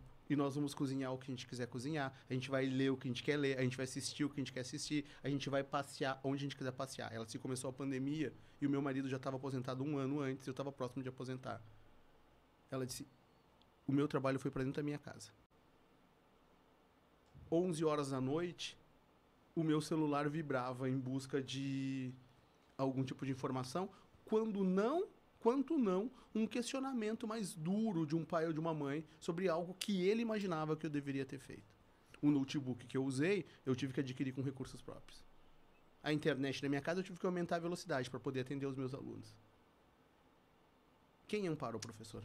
Que política pública que foi feita para esse professor que passou por tudo isso e teve que voltar para a sala de aula, ainda sob gritos de queremos as escolas abertas, ainda sob gritos e passeatas. No meu bairro eu tenho vergonha, passou uma passeata com algumas bandeiras, não vou citar quais, pedindo a volta e abertura das escolas. Lugar de criança era na escola. Agora, quem estava pedindo a criança na escola estava em home office, estava sentado no sofá da sua casa, tranquilo, sem correr riscos. Cadê a política pública que ampara o professor, que tem que amparar o aluno? Essa é a grande questão. Durante a pandemia, no Instituto, nós tínhamos uma psicóloga contratada que ela abria a tela, o vídeo dela, mediante agendamento, para atender o professor da escola. O professor dizia, olha só, eu estou com uma seguinte situação, estou vivenciando isso, isso e isso. E ela disse, olha, eu não posso ser a tua terapeuta, a gente pode ter um momento terapêutico aqui agora, eu posso conversar, eu posso te ouvir. O simples fato de alguém ouvir já tornava a vida do professor um pouco melhor. Então, a gente teve um pós-pandemia muito difícil e, mais uma vez, desculpa se eu estou sendo insistente ou duro, mais uma vez, e não estou falando de A, de B ou de C, mais uma vez eu vejo que o professor e que a escola ficam relegados a segundo plano, são renegados de alguma situação e se espera que ele resolva suas dores por si só. Negar a dor não significa que ela não exista, né? Rodrigues, ou Júnior, né? Se todo mundo chama de Júnior. Nós estamos indo para as falas finais já, porque já deu nosso horário aqui no estúdio. Então eu vou pedir para te encerrar, né, fazendo suas considerações finais e já falando um pouquinho sobre o Instituto Evoluir, né? Quem que vocês atendem no Instituto, quem é que pode procurar o Instituto, quais cursos podem fazer lá, né? Então, fala pra gente um pouco assim sobre quem deve procurar o Instituto, né? E quem que você gostaria de ajudar através do Instituto também e as considerações finais que você quiser. Bom, obrigado demais pelo que vocês têm de mais precioso aí, que é o tempo de vocês, né? Obrigado demais por poder dividir com vocês cada minuto. Obrigado demais por a educação com que vocês me ouviram e o espaço que vocês estão me dando, sem mesmo eu ter total merecimento dele. O Instituto Evoluir, ele é voltado para a escola.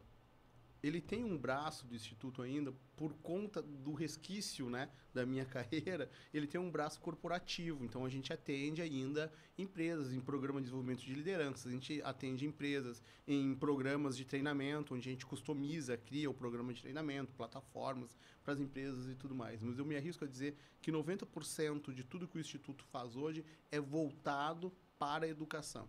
E digo ainda mais, eu digo que 60% do nosso tempo hoje ele já está voltado para a escola pública. Nós temos uma equipe que hoje está com 17 pessoas. Então, nós somos 17 pessoas trabalhando basicamente full time, pensando em questões voltadas para a educação e pensando em questões voltadas para o público da educação. Quando a gente está falando público, a gente fala o seguinte, a gente tem questões voltadas para o professor.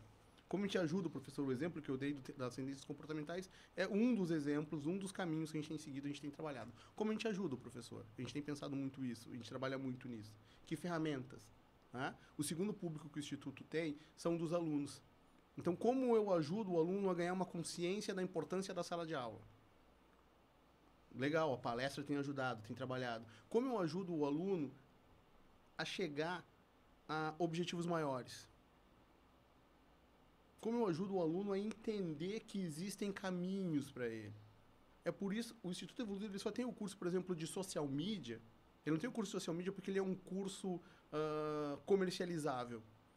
O Instituto Evoluir tem o curso de social media porque o curso de social media é um curso possível e viável para o aluno do primeiro ano do ensino médio do André Leão, para o aluno do primeiro ano do ensino médio do André Leão, do Nena Ciep, do Instituto Caçapava do Sul. Ele é um curso que esse aluno consegue assistir na tela do celular dele e ele consegue, com um mês de aula, colocar em prática o que ele está aprendendo com o próprio celular e gerar renda. É por isso que esse curso existe no Instituto. Ele não existe por uma questão de comercialização, ele existe porque ele encontra um mercado. Agora, para que o Instituto possa chegar nesse aluno, ele vai precisar da parceria da escola, como vocês fizeram. Ele vai precisar, muitas vezes, da parceria de uma empresa disposta a buscar uma isenção de tributação para ajudar esse aluno. E o nosso terceiro público, que eu gostaria de dizer do Instituto, são os pais. Quando os alunos do André Leão Puente, que participaram do processo seletivo, por exemplo, das bolsas lá, quando eles foram fazer o processo de inscrição, se não me engano, foi no Sindicato dos Metalúrgicos, em Canoas, quando eles estiveram lá, quando os pais estiveram lá, uma das primeiras coisas que a gente disse foi o seguinte: olha só, tenham maior participação dentro da escola do filho de vocês. Estejam na escola do filho de vocês. Valorizem a escola do filho de vocês. Quantas vezes você já foi lá na escola do seu filho, não para perguntar como seu filho está, não para receber as notas do seu filho? Quantas vezes no último ano, nos últimos anos, você foi na escola do seu filho para perguntar o que você pode fazer pela escola? Esteja na escola. Compreenda a escola. Então, é fazer com que o pai faça parte, um dos papéis do Instituto, uma das nossas missões é fazer com que o pai faça parte, e outra, cara, é ajudar o pai. Nós temos toda última quinta-feira do mês, nós reunimos pais e alunos do Instituto em uma live onde a gente sempre traz um especialista em adolescência ou em questões da adolescência para falar com pais e alunos. Veio a professora Kayla Teles de Aracaju para falar sobre as tendências comportamentais na adolescência. Veio a Suimi Zé, que é uma sumidade, uma psicóloga que é uma sumidade em adolescência, né? Sigam ela, @SuimiZé nas redes sociais. E ela fala sobre adolescência, ela veio falar com os pais sobre esse fenômeno da adolescência e como lidar com isso. Então a gente traz o pai para dentro porque a gente acredita que a família, seja ela como for, do jeito que for, tem total respeito nosso, mas que a família, ela é mola propulsora desse jovem. É a família, é a base que ele tem. por menor que seja, por mais difícil que tenha, é a base que ele tem. A grande questão que eu sempre faço para meus alunos é o seguinte: cara, quem acredita em ti? Para e pensa agora, nesse minuto aqui. Você está aqui aprendendo programação, vai participar de um processo seletivo, como os alunos estão participando, da DB Service de Portugal. Lá na frente, nós queremos você frente a frente à DB Service de Portugal. Mas a pergunta que eu vou te fazer: o entrevistador vai ter que acreditar em ti. Mas quem acredita em ti hoje? O que eu ouço sempre: ah, professor é minha mãe. Ah, professor é o meu pai. Ah, professor é o meu professor lá da escola. E aí a segunda pergunta sempre é a mesma, Felipe. E tu? Tu acredita em ti? Ah, professor, estou começando a acreditar. Professor, eu preciso acreditar um pouco mais. Não, professor, eu já acredito. Então, o Instituto, ele é voltado para as questões voltadas para a educação. Então, eu não vou dizer que o Instituto, ele promove curso A ou curso B, porque isso vai mudar. Hoje o Instituto está com os cursos de análises clínicas, está com os cursos de front-end, está com os cursos voltados para social media, tem cursos voltados para edição, tem cursos voltados para automação. O ano que vem vai ter uma série de cursos voltados para a área da inteligência artificial. O Instituto tem laboratórios para robótica que estão sendo preparados para o próximo ano. Mas tudo que o Instituto pensa é voltado para a educação. É como isso, de alguma forma, apoia a educação, apoia o conhecimento, apoia literalmente a transformação, que a gente acredita numa jornada transformadora. Se um professor de escola pública chega num workshop do Instituto e ele aprende neurociência e coloca isso na sala de aula, nós apoiamos esse professor numa jornada de transformação. Então a gente acredita realmente numa jornada de transformação. Se essa jornada vai estar por meio de uma palestra ou pelo meio do ensino de robótica para criança carente de escolas públicas, do ensino fundamental, aí, isso é só o caminho. O Instituto está sempre aberto e flexível a novos caminhos. Tanto é que a gente tem uma formação de cuidador de idosos. Então, pessoal, uma formação de cuidador de idosos, muitas vezes, essa formação de cuidador de idosos permitiu que a mãe de um aluno recebesse uma formação que permitisse para ela ganho, que permitisse para ela renda, que permitisse para ela oportunidades. Então, o que o Instituto está focado é em jornadas transformadoras através do conhecimento. E, obviamente, que sim, através do autoconhecimento, né? Todos os dias a gente está tentando se entender e ser um pouco melhor. Eu costumo dizer que nós não somos perfeitos, mas somos perfectíveis. Prova disso são vocês. Não começaram perfeitos, começaram com um celular em cima de um livro. Vão fazer muito além do que já fizeram, porque acreditam que literalmente podem fazer mais, acreditam que podem melhorar. E a pergunta que eu faço para os alunos, eu faço para vocês, né? Quem acredita em vocês? Eu acredito. Quem mais acredita em vocês? Quem mais acredita no AL Podcast, né? Acho que se perguntar isso é sempre importante. Quem acredita em mim, né? Porque são por essas pessoas, é por quem acredita em mim que eu vou estar fazendo algo que transcende, né? Quem acredita em vocês? Eu vi uma comunidade escolar inteira que acredita, confia e tem expectativa em vocês. E foi uma honra estar com vocês aqui. É uma honra poder dizer que fiz parte disso, de alguma maneira. Ínfima, pequena, comparada a tudo que vocês fizeram, mas fiz parte. Já me sinto honrado de ter feito parte. Obrigado, Hidalgo. Obrigado, Felipe. Gratidão. Hidalgo, palavras finais, então. Só tenho a agradecer, então, né? Eu acho que o Instituto está aí com a mesma filosofia da escola, de ter essa visão social, ter essa visão voltada para a comunidade, de acrescentar, de ajudar e de proporcionar aos alunos também que se tenha uma visão de que eles podem, né? Que o futuro está ali e que se eles se organizarem, se acreditarem em si, né? Assim como os pais deles acreditam, eles têm condições. Grato pela participação, grato pela essa parceria e que venham coisas boas no futuro. Pô, feliz demais com o futuro que vem pela frente. Rodrigues, agradeço muito, primeiro, pela palestra na escola, né? Segundo, por ter vindo hoje, né? Disponibilizar o tempo para estar aqui conosco, né? Também pelos elogios, por acreditar no nosso projeto aí, pela parceria, então, que a gente estabeleceu, né? E já te deixo aí o convite e o pedido para nas próximas semanas já reservar um espaço na agenda para lá conversar com os nossos professores, né? Que já teve a palestra para os alunos e aí já ver um espaço para ir conversar com os professores. Acho que eles vão gostar muito. Nós estamos precisando, né?